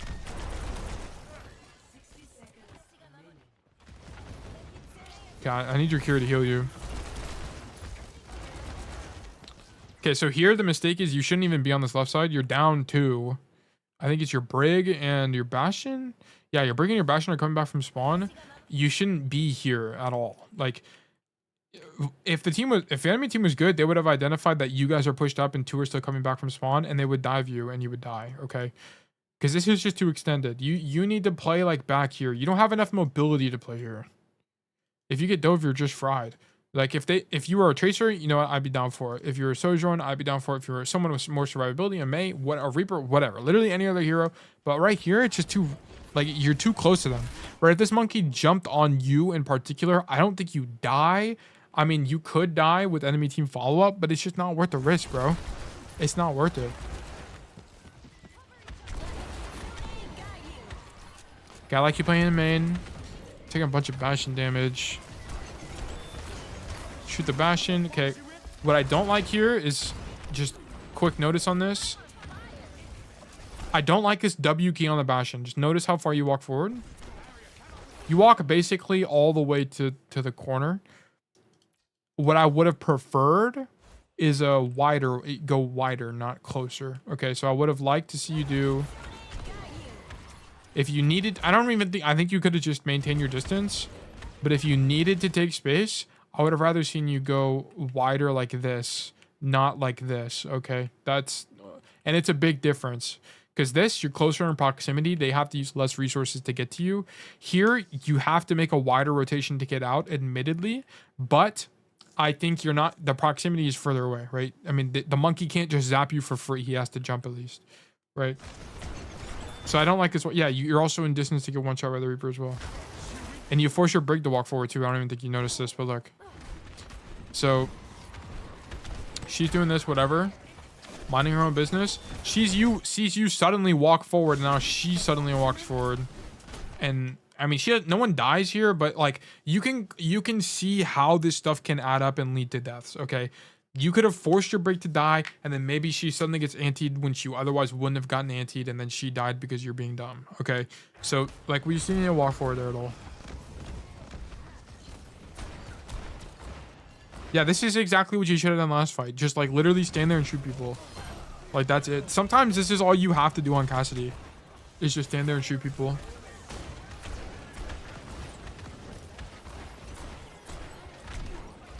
I like that you don't turn for monkey here, because if you turn for monkey, these guys are just gonna be able to walk forward for free. So I actually like that you ignore the monkey and shoot the back line. So that was a great play. And then yeah, we just kind of get caught with our pants down. What happened here? I wouldn't be fanning that.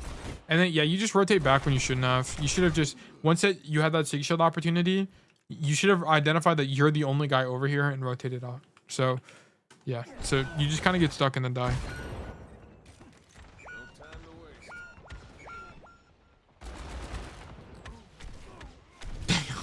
I think there's 1 billion damage. Holy moly. Okay. Shoot. Honestly, if you wanted to win, you could go May. But Cass is okay. Come out right. Okay, go to the high ground and farm Deadeye is the play here. Shoot the monkey. Ah! Shoot the monkey. Shoot the monkey. Breaking bubble is fine. Oh, that sucks. Good kill. Good flash. Oh, do we just win? No, we lose. That sucks. What play do we have here? So, here, shoot this monkey earlier. If you fan that monkey earlier, he might have actually... Yeah, if you fan flashed him... If you fan flashed him or flash fanned or whatever order of operations you prefer, you know, PEMDOS, whatever, you would have killed him. He's got 100... Yeah, he would have died and you would have won the fight. So you just needed to react to the monkey faster and flash him. But we don't. This Deadeye is good in principle. Like, I don't mind the Deadeye at all. But you just didn't kill the monkey when you had the opportunity to, and you lost the fight as a result. Which sucks, but whatever. Okay. Shoot the monkey. Flash the monkey. Okay, we're kind of getting lost in the sauce. This is just another situation where, like, look. I don't want you walking forward. I want you to, like, walk to the right. Like, here, I wanted you to walk to the right here. I want you to fan the guy and then either roll past the car and shoot him again, or just walk there and then shoot him again and then roll forward or do whatever you want from there. But here we just like walk toward him. I don't know why we're doing this. And now we just lose track of him. And then, yeah, you like get pressured to walk. I don't know why you're walking forward here. I think you need to walk forward because that goes through, but walking forward is contingent on your tank, okay? I mean, you don't, like, I don't think you realize this, but your whole team is low, like super low and anti, okay? So this is just like you needed your tank to be able to take this space. This is not space you can take on your own. Why is this space you can't take on your own? Why? Well, because there's a bunch of people holding it, okay? Well, the monkey just got pulled in, so, you know, ignore this guy. But there's a Bastion looking down main, there's a soldier on the angle, and this Ana is supporting the Bastion, okay? So this is like you need your Sigma to put up damage mitigation so you can make a rotation. He needs to close off a lane. Like, here's the rotations you would have needed to make, okay? On this map, you can take space generally based on your tank if you're not stuck in choke. If your team is, if your Sigma is able to walk forward like this, and he denies this space like this, sure, there's a fight going on here that you can contribute to, but that means this flank is also open for a rotation. So that's the time when you would have taken this space, is once your Sigma has like didn't cut off this side, this angle entirely. But because he hasn't done that, you're just fried, and you get immediate feedback and actually see the nether world. So yeah, don't do that. Cool. So here, I mean, this is the same problem I kind of explained on first attack.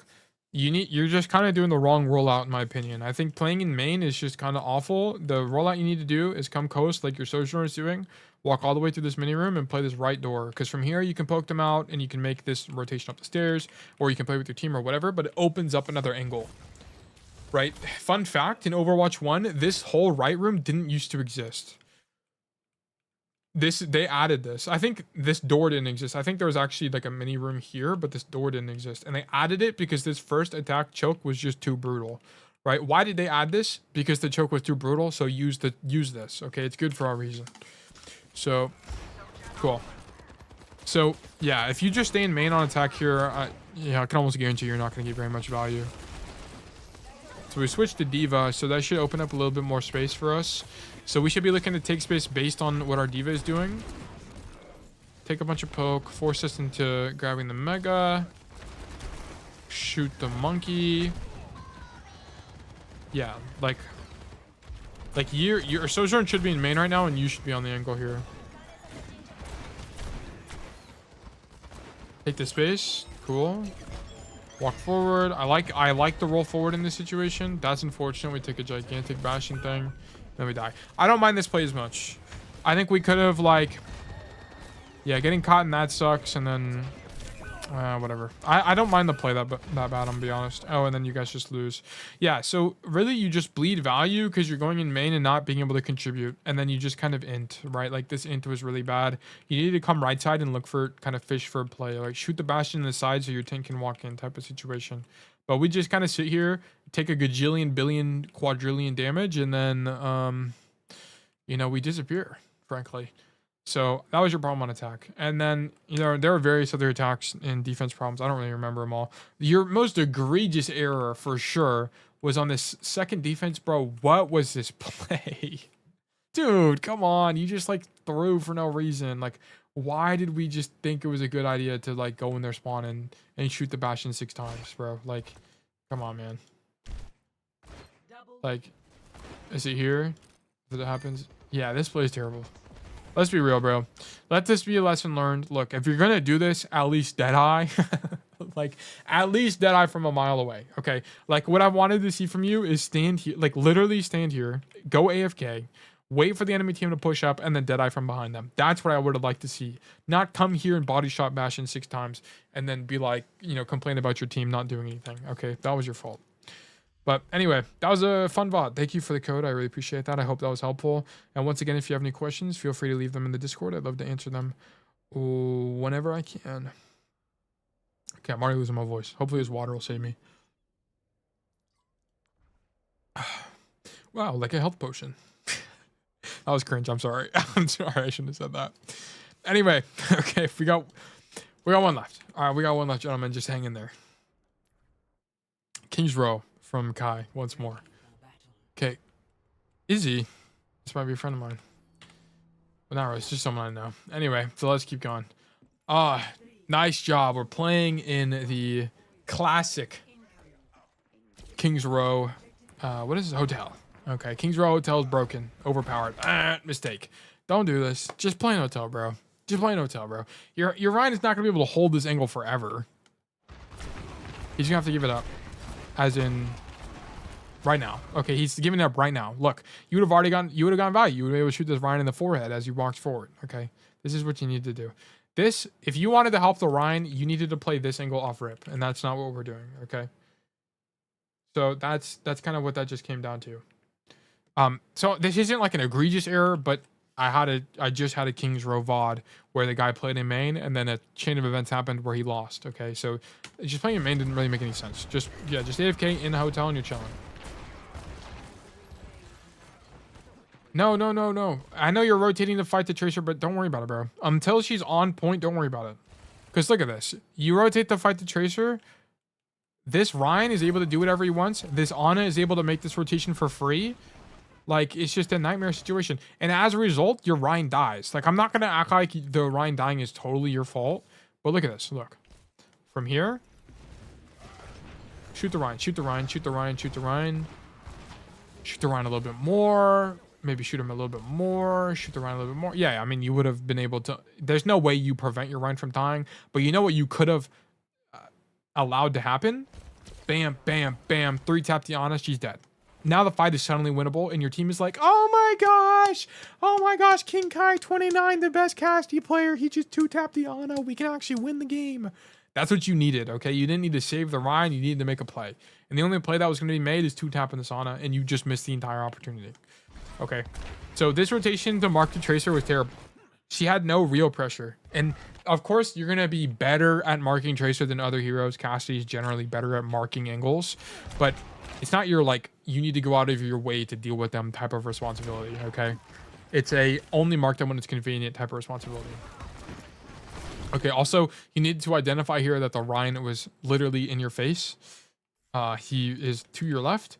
You disregard that, and you choose to walk forward, and you die.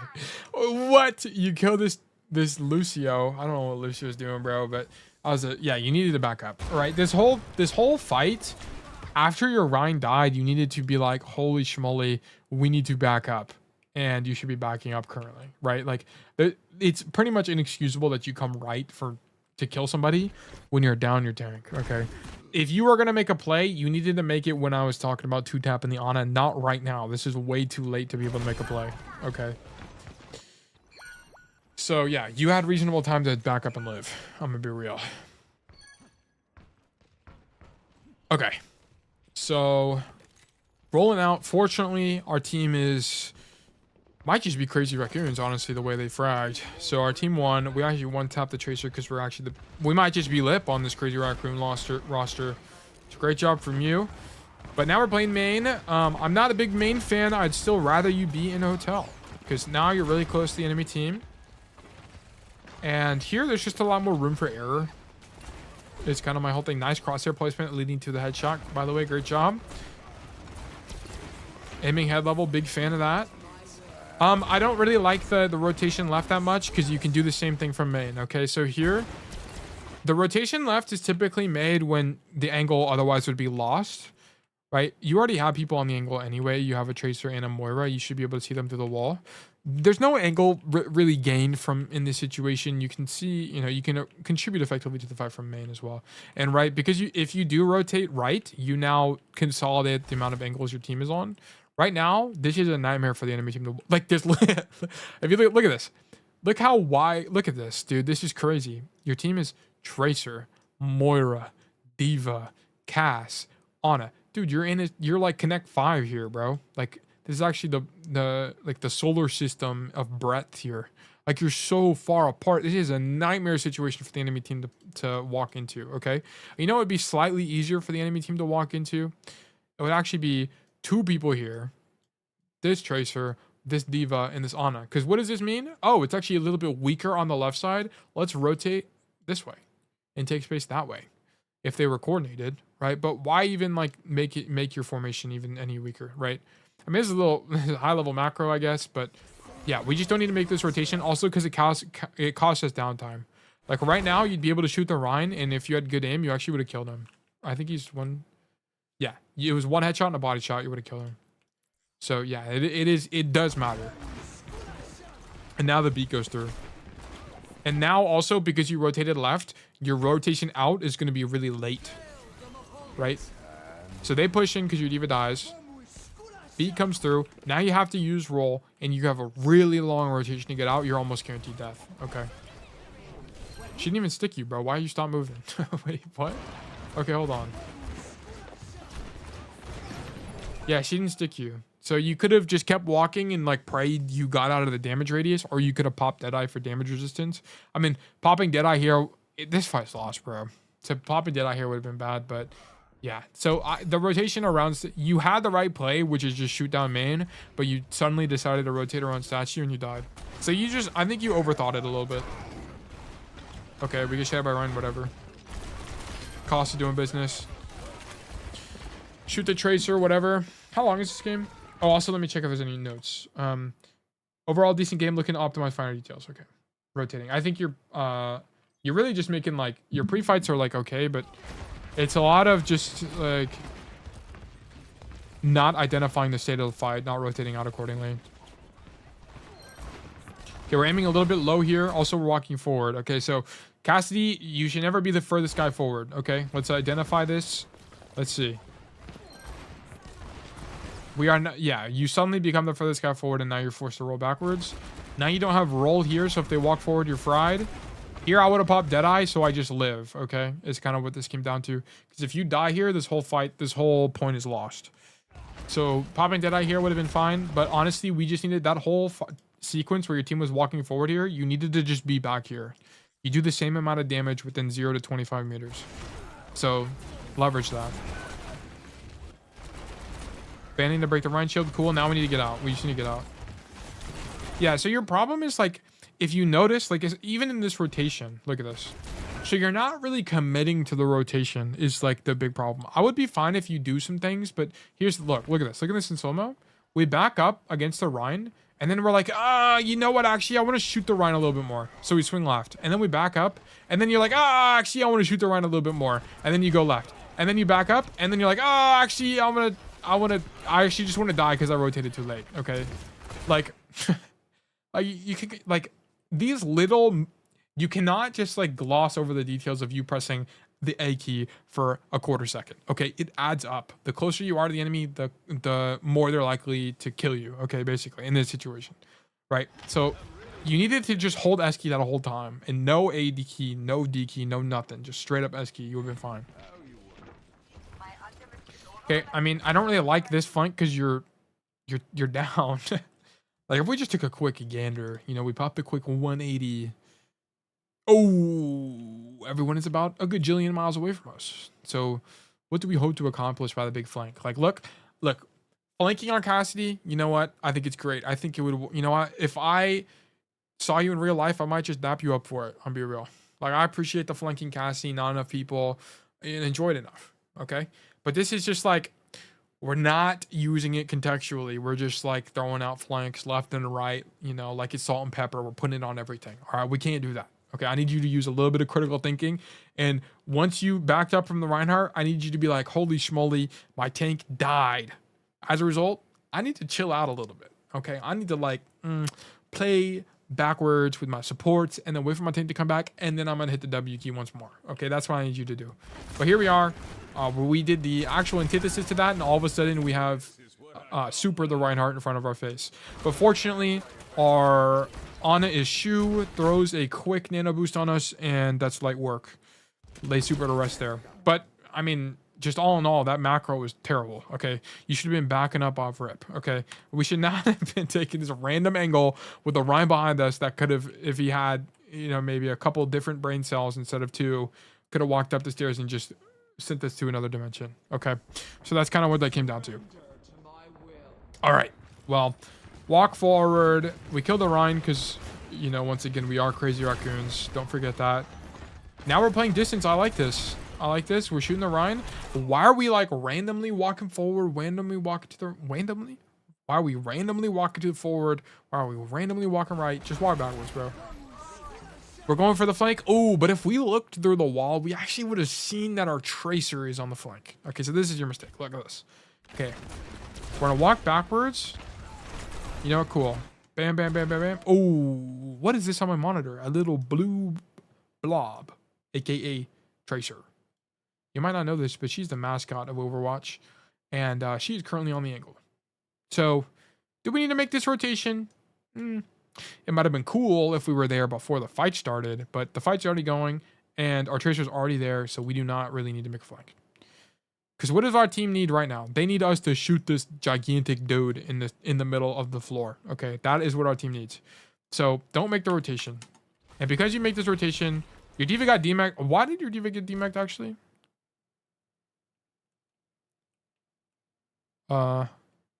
I got flamed in my first VOD review in Route 66 for hogging in main. So I've been flanking 24/7. Yeah, I mean, it's going to be map dependent, right? It's going to be map dependent. And you know what? Here's what I'll say.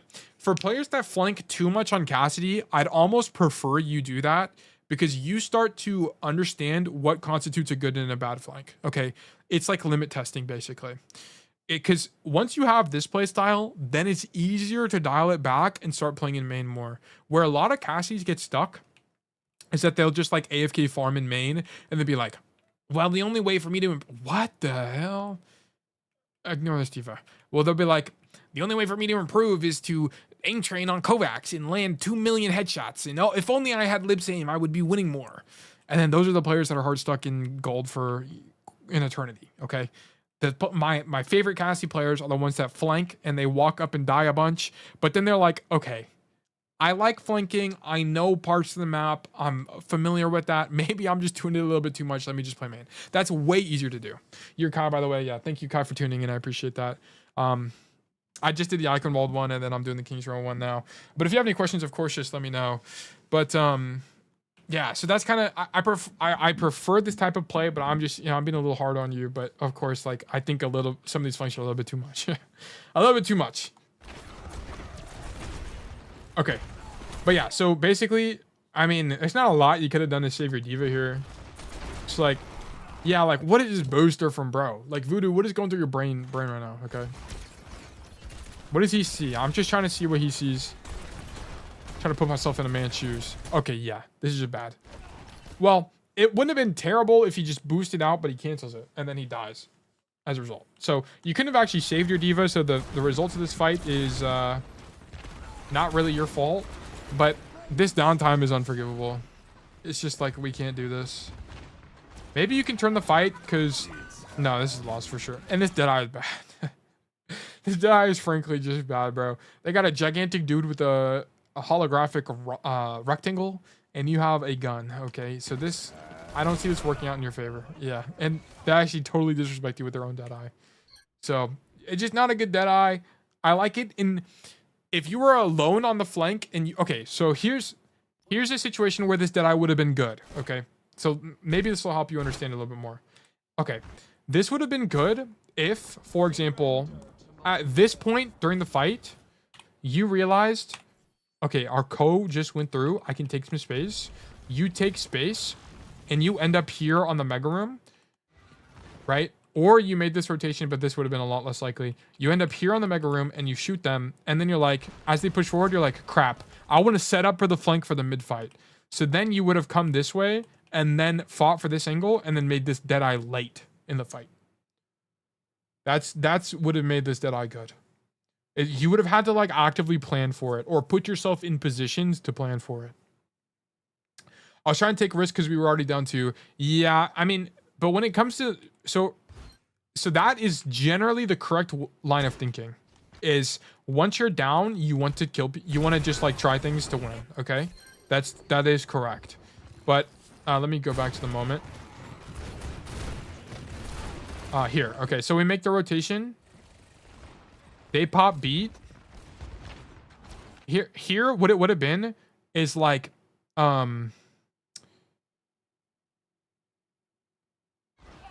what it would have been is, instead of hesitating, you would have just straight up dropped. And then you would have just shot them in the back. You would have just shot them in the back. The thing is, the ulti makes this play too expensive. Also, the ulti is like just likely not going to work. You have the right play, but it's just the ulti is just not, like, this ulti is not going to work. It's not like good geometry for you. They're around a corner. There's an easy way for them to kite. The cart is here. They have a Lucius boost. They have a gigantic, Reinhardt, right? It's just not a good, it's less, you have the right principle, which is I need to do something crazy to try to win. I mean, that's fine, but you have the wrong play is kind of what it comes down to. Like, the play is not to use Deadeye. The play was just to swing out and like maybe try to kill someone in on cart, okay? And like die on cart. It wasn't to use Deadeye here. So I don't want to dissuade you from taking risks, like, because that's definitely correct. It's just that Deadeye's bad. Okay. Like, Deadeye would have been cool here. I mean, not like right now, but like from this position, Deadeye would have been good, right? Like, Deadeye is not an ultimate. Yeah, I know you didn't mean to just throw it away, but Deadeye is not an ultimate that you should just actively throw away. Sometimes you'll reload cancel in like very niche situations, but if you ever like die using Deadeye or use Deadeye and cancel it, don't just think to yourself, oh man, it's just Deadeye, who cares? It's still an ultimate ability, right? It's an ultimate for a reason. They would have made it ability if it's that weak. I like the off angle. I don't mind it. Okay. I like the kill. Nice shots. Okay, you have a bad flick habit. Look at this. Look at the same. Enemy at the feet. We're fanning from a million miles away, which is a different issue. But look at this.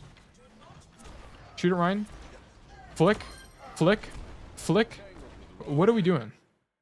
What are we doing, bro? Don't do that. Flick habits. So how you get rid of a flick habit is you just need to consciously think about your aim over and over and over and over and over again forever. Like, how I got rid of my flick habit is I went into Vaxta every day for 15 minutes, and I talked about this like way earlier in the VOD. You'll have to go to like the first hour of the VOD. I talked about it during the Esperanca game. You're just gonna go into Vaxta or Thanks 8 and just consciously think about your muzzle control and aim for head level, in it for 50 minutes a day.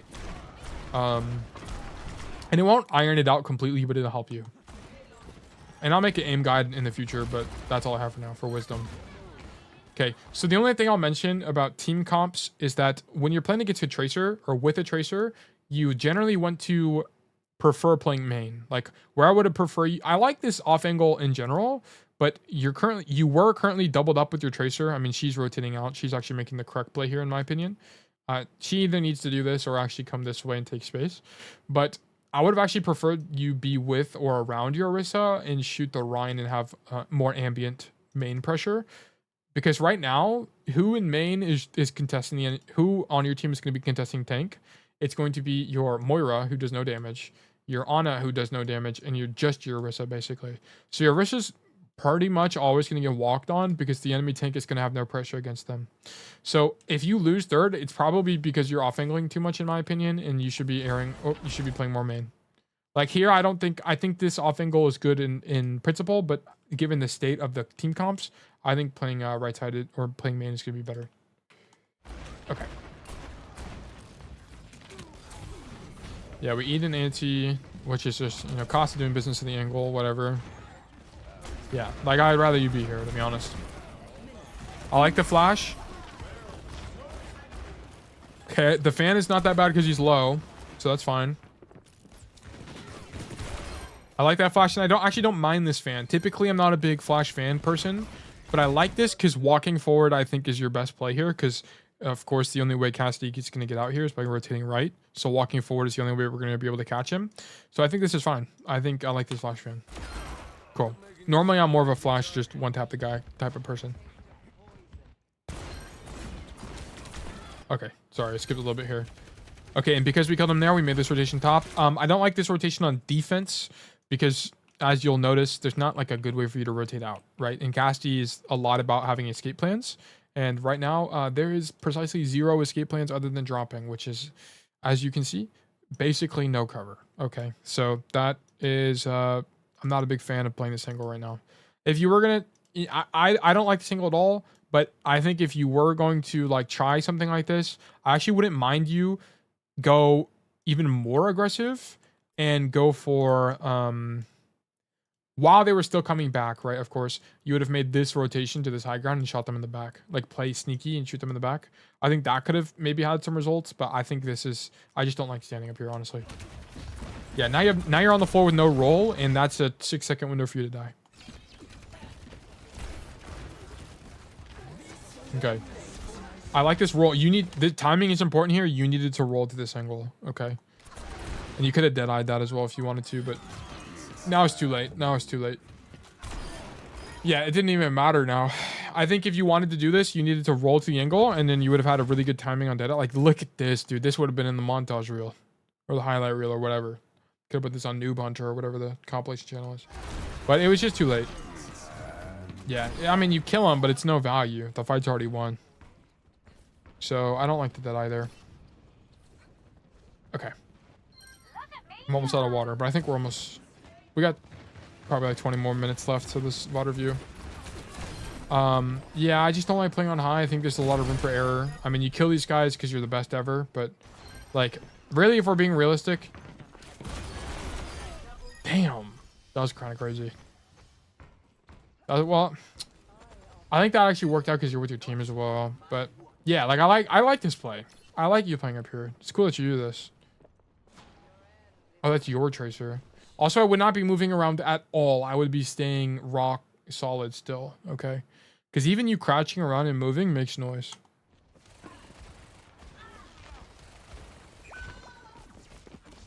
Your Orisa dies. Okay, so now we need to do something. Yeah. That's unfortunate. Honestly, not really your fault. Your Orisa just dies. Okay, don't like the fan there. I just, like, why do we keep coming up here, dude?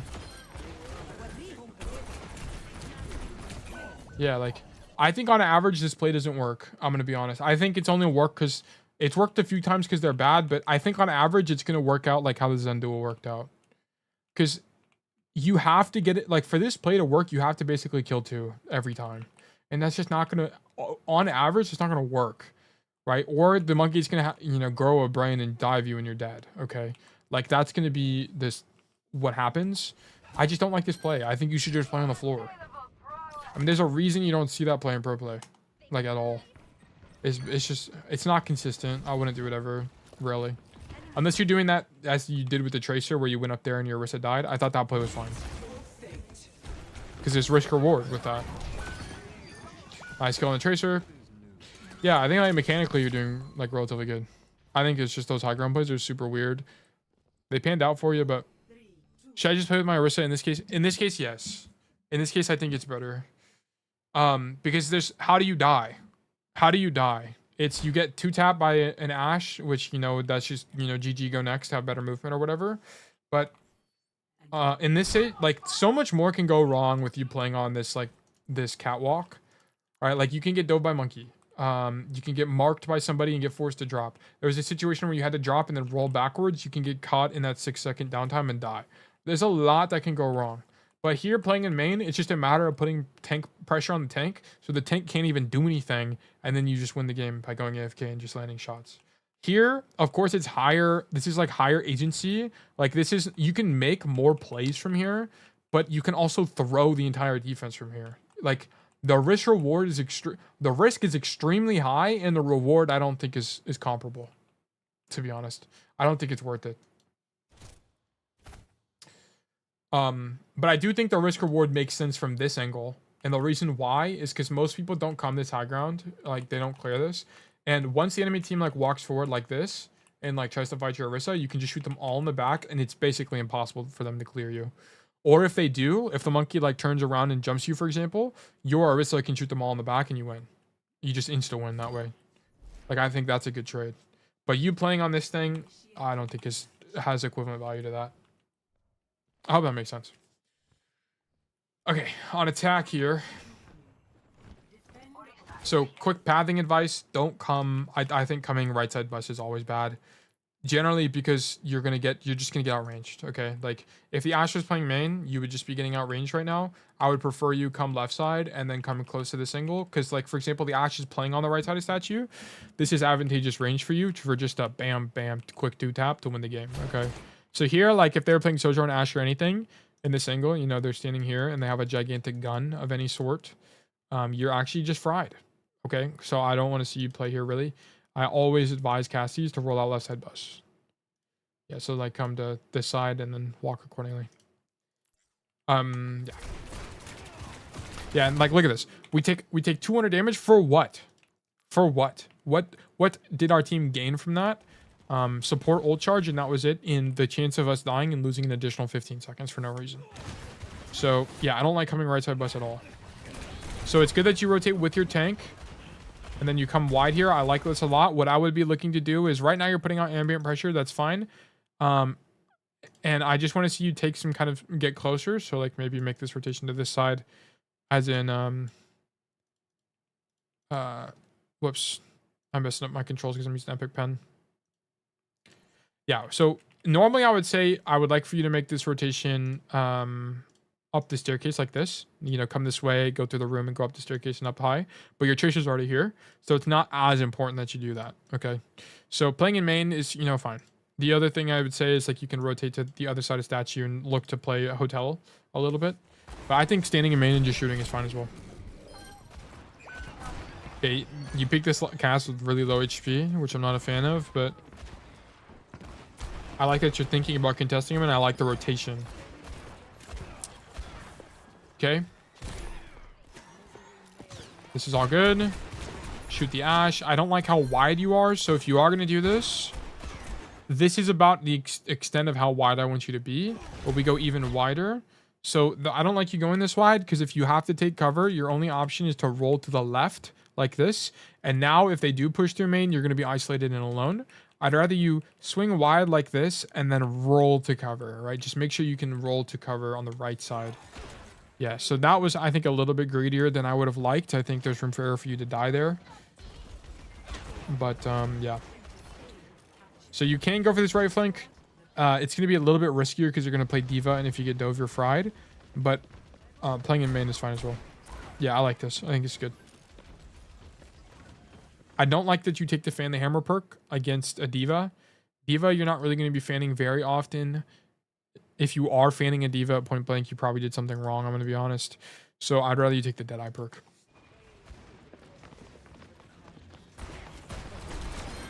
I don't like the... you know what? The fans are always fine. This is a good play. Great job. Is it you deadlifted this fight? Great job. This is... So should I just play... wouldn't that rotation take too long? Up the staircase? No. Okay, so the reason why is because generally... sorry, we're cutting back a lot here. So the reason it wouldn't take too long is because... Here's how it would work. So here we are. Shooting this D.Va. Notice how your Orisa isn't really inting. I mean, she ends up... She dies here because she overextends. But even... Let's say she died here, whatever. You would be finishing the rotation probably about... now. Okay, you'd finish it probably now. Look at this. You can shoot them all in the back. It's like a high risk, high reward play, right? You can shoot them all in the back. and clear them out like this, right? Bam, bam, bam, bam, bam, and then come here and shoot them in the back here. Bam, bam, bam, bam, bam. You can argue that because they're playing diva, they can clear you, but in this situation, it would have worked out fine. I think it's worth trying. I mean, in this case, the tracer was already there, so you didn't need to. But it's a play just to keep in your playbook. Okay. Oftentimes, you won't be too late. You'll be surprised. You won't be too late making it, as long as you commit to it, right? If you play with your tank and your tank takes space, and you go here, and then you maybe take 1 or 2 seconds, and then you make the rotation again, and you're quick, you should be fine. But if you're doing something like you're sitting here and then you finally make this rotation after 5 seconds, and then you're sitting here waiting for your tank to take a bunch of damage, and then as they're rotating out you make this rotation, of course you're going to be late, right? It's going to come down to timing. But I think it's worth trying in a game if you've never tried it before. You'll be surprised how good it is. But generally this second point flank was really good, and this is why I prefer flanking Cassidys over Cassidys that just spam in main, because they can deadlift fights like this. Like this, you won this point because of you, right? This is a great play.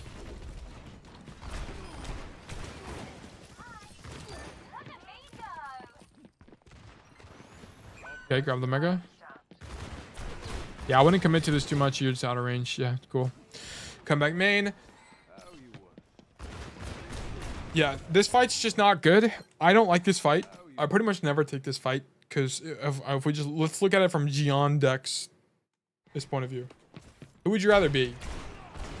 This Cassidy or this Cassidy?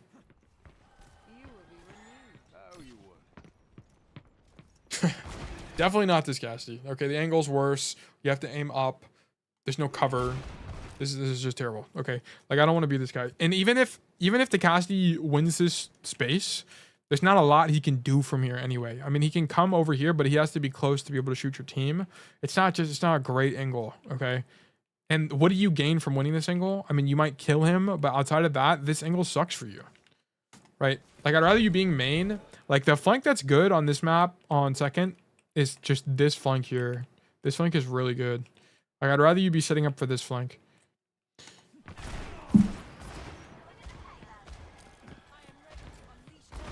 I don't know what this Cassidy's doing, bro. He should not be fighting this like this. Yeah. So this worked out because this Cassidy sucks. I'm gonna be honest. It's not because you make the right play. It's because that Cass is dumb. He should not have committed to marking this angle as deeply because it's not.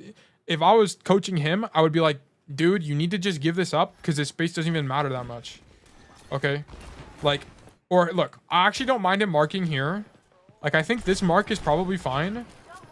But all of a sudden, he drops off the high ground, so he loses the high ground advantage and forces himself in this angle. And he swings way too wide. He's past the corner now, so if he wants to get out, he has to roll backwards, then walk right. It's terrible. If he wanted to do this for whatever reason, he needed to play the corner and then get ready to roll right. Like, this play is just absolutely horrendous from Cass. So it's not because you're making the right play, it's because he's making a terrible play. Okay. And this is why being results-oriented is not good.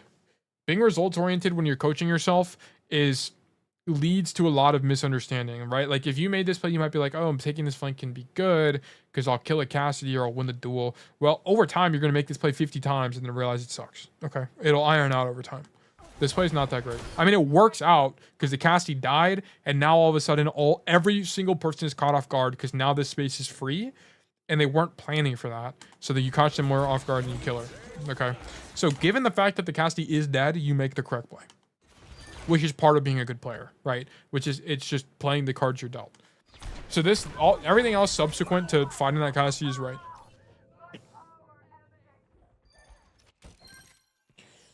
Go top.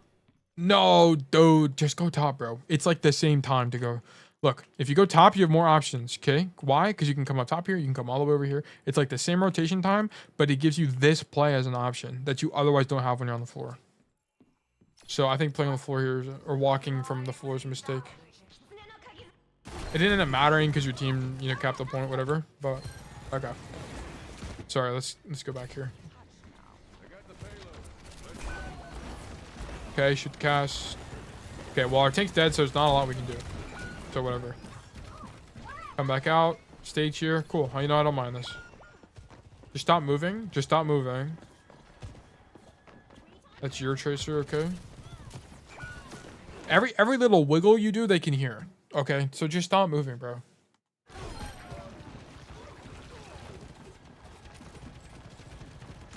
Okay, so the problem with this angle and why I don't really recommend it that much is an issue of proximity and options. Okay, so look how close you are to the Orisa and the Sojourn. The only way out for you is like through this really tiny room that you're standing in right now. Okay, it's like really awkward. I like the right side rotation more. Oh, I got a little spaghetti noodle on my screen. Let me get rid of that. Okay, I like playing main more because I can pressure out the tank. Of course, you know, I also risk I take the risk of getting one shot by something, but I like to pressure out the tank and then look to make this rotation. I think this is better set up for you in terms of macro. Here, of course, you can do things sometimes, but yeah, like it's easy to get punished as well because you're just generally isolated from your team, right? You would not have gotten 2-tap like this if you played main, right? Because in main, you would have been playing like here. This is not 2-tap range, right? So I wouldn't have died here. So I just don't really like the left angle at all. I like that you came out of spawn on this right here. That's great because you avoid a bunch of spam. Perfect. Soju up top, whatever. So an option you have is to go turn around and walk up the stairs and clear her, but I don't think you really need to because I would have read that she would have slid out. It's fortunate that she gets stuck on the wall, but yeah, so that worked out. Fine. Okay, we need a W key here. Here, I'd actually be rolling forward in this situation. I like the Deadeye.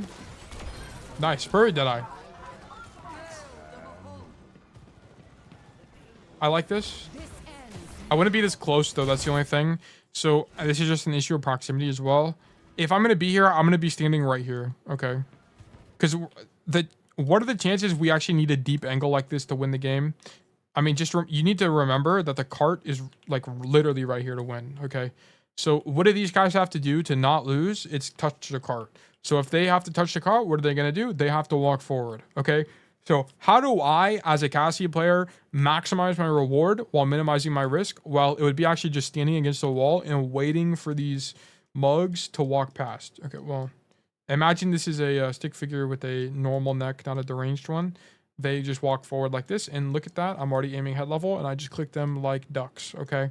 That's what you should be doing, not walking out wide here. Because here's the problem. Whenever you walk closer to them, all they have to do is walk forward to cart, which they're going to do anyway, and they're just like, oh my goodness gracious, there's a Cassidy on my left, and then all of a sudden you just died and you're wondering why, okay?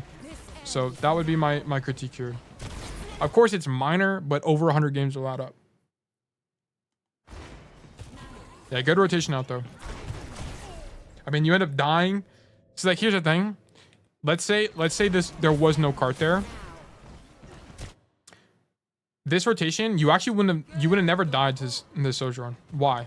Because look, here's how this would have panned out. Sit here, chilling. Shoot the Moira. Oh my goodness, jump scare, Sojourn. Roll backwards right now. Now I'm playing the ankle. Oh, she's pushing. Okay, I'm backing up like this. Like you would have been earlier. You would have been way earlier in everything. Now I'm playing this angle. Oh my god, I'm still getting pushed. Okay, I'm going to back up all the way, and now I'm going to contribute to the fight in main.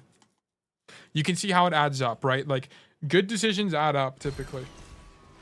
Yeah, so that's my critique on this. I think generally, this was fine. I think your King's Row is generally winning. I think you're good at understanding flanks. I think the only thing I'd mention is like, on attack, this flank is generally not as good. If you get marked, especially, you can take it if no one's marking you, but if you are getting marked, I don't like it that much. I think it's a losing fight for Cass pretty much every time. If you are going to fight for it, you need to come up the stairs and fight it this way, at least because then you neutralize the high ground advantage. Just keep in mind you're likely going to be isolated. But I think taking this space is just expensive compared to the play you can just be making here. Like, this play is just so much better. This left flank is just way more consistent and high value. So I'd prefer you do that. Also, when you die on second, always come the high ground. Please make this a habit. It's really good. Sometimes you'll have to drop immediately because you'll realize taking this space downstairs is not going to be reasonable, especially against like an Ashe, Widow, or Sojourn. But it's really important to do. I think I think you play. Yeah, I mean, I can't remember everything. I'm not gonna just like make stuff up, so I can't remember everything else about the VOD. But I thought it was generally good. I also don't like playing here at all. I think it's bad. I think the only reason you're winning here is because the enemy team is bad. I don't think it's because it's a good play. I think the only time this was a good play is when you came here with your Tracer, because I think there's merit to that risk reward. But I've mentioned that 100 times at this point. But other than that, I like that you are flanking. I like to see different maps from you in the future. I think Kings Row is a very constricted map and is more of like a play main type of situation, right? Like I wouldn't let everything I mentioned here, make sure you only really apply that to Kings Row in particular, because I like your flank habit. I think it's probably winning you games on other maps, like probably on stuff like what's a very flank heavy map? Probably like if you play cast on Junkertown, it probably helping you on that map. It's probably helping you on New Bonnie as well. It's probably helping you on Runasapi. Probably helps a little bit. Runasapi is also more of a play main map, but yeah. But in general, I like your play style, and I just need some tweaks on Kings Row to make it a winning map. But other than that, that's actually all the VODs I had for today. We went through, I think, 1, 2, 3, 4, 5 VODs. And how long has this stream been going on? I actually don't know. I think it's been about 3 hours. Yeah, that sounds about right. But with that being said, I just want to thank you guys once again for tuning into the stream. If you ever want to have any Cassidy gameplay coached, just pop into the Discord and make a request. Coaching is free. It will always be free. I can't guarantee that I can get to every single request because I anticipate in the future I'll just have too many, but I will do my best. And once again, if you have any questions, don't hesitate to let me know. Once again, thank you guys for the support, and I hope you have a fantastic rest of your day. Bye-bye.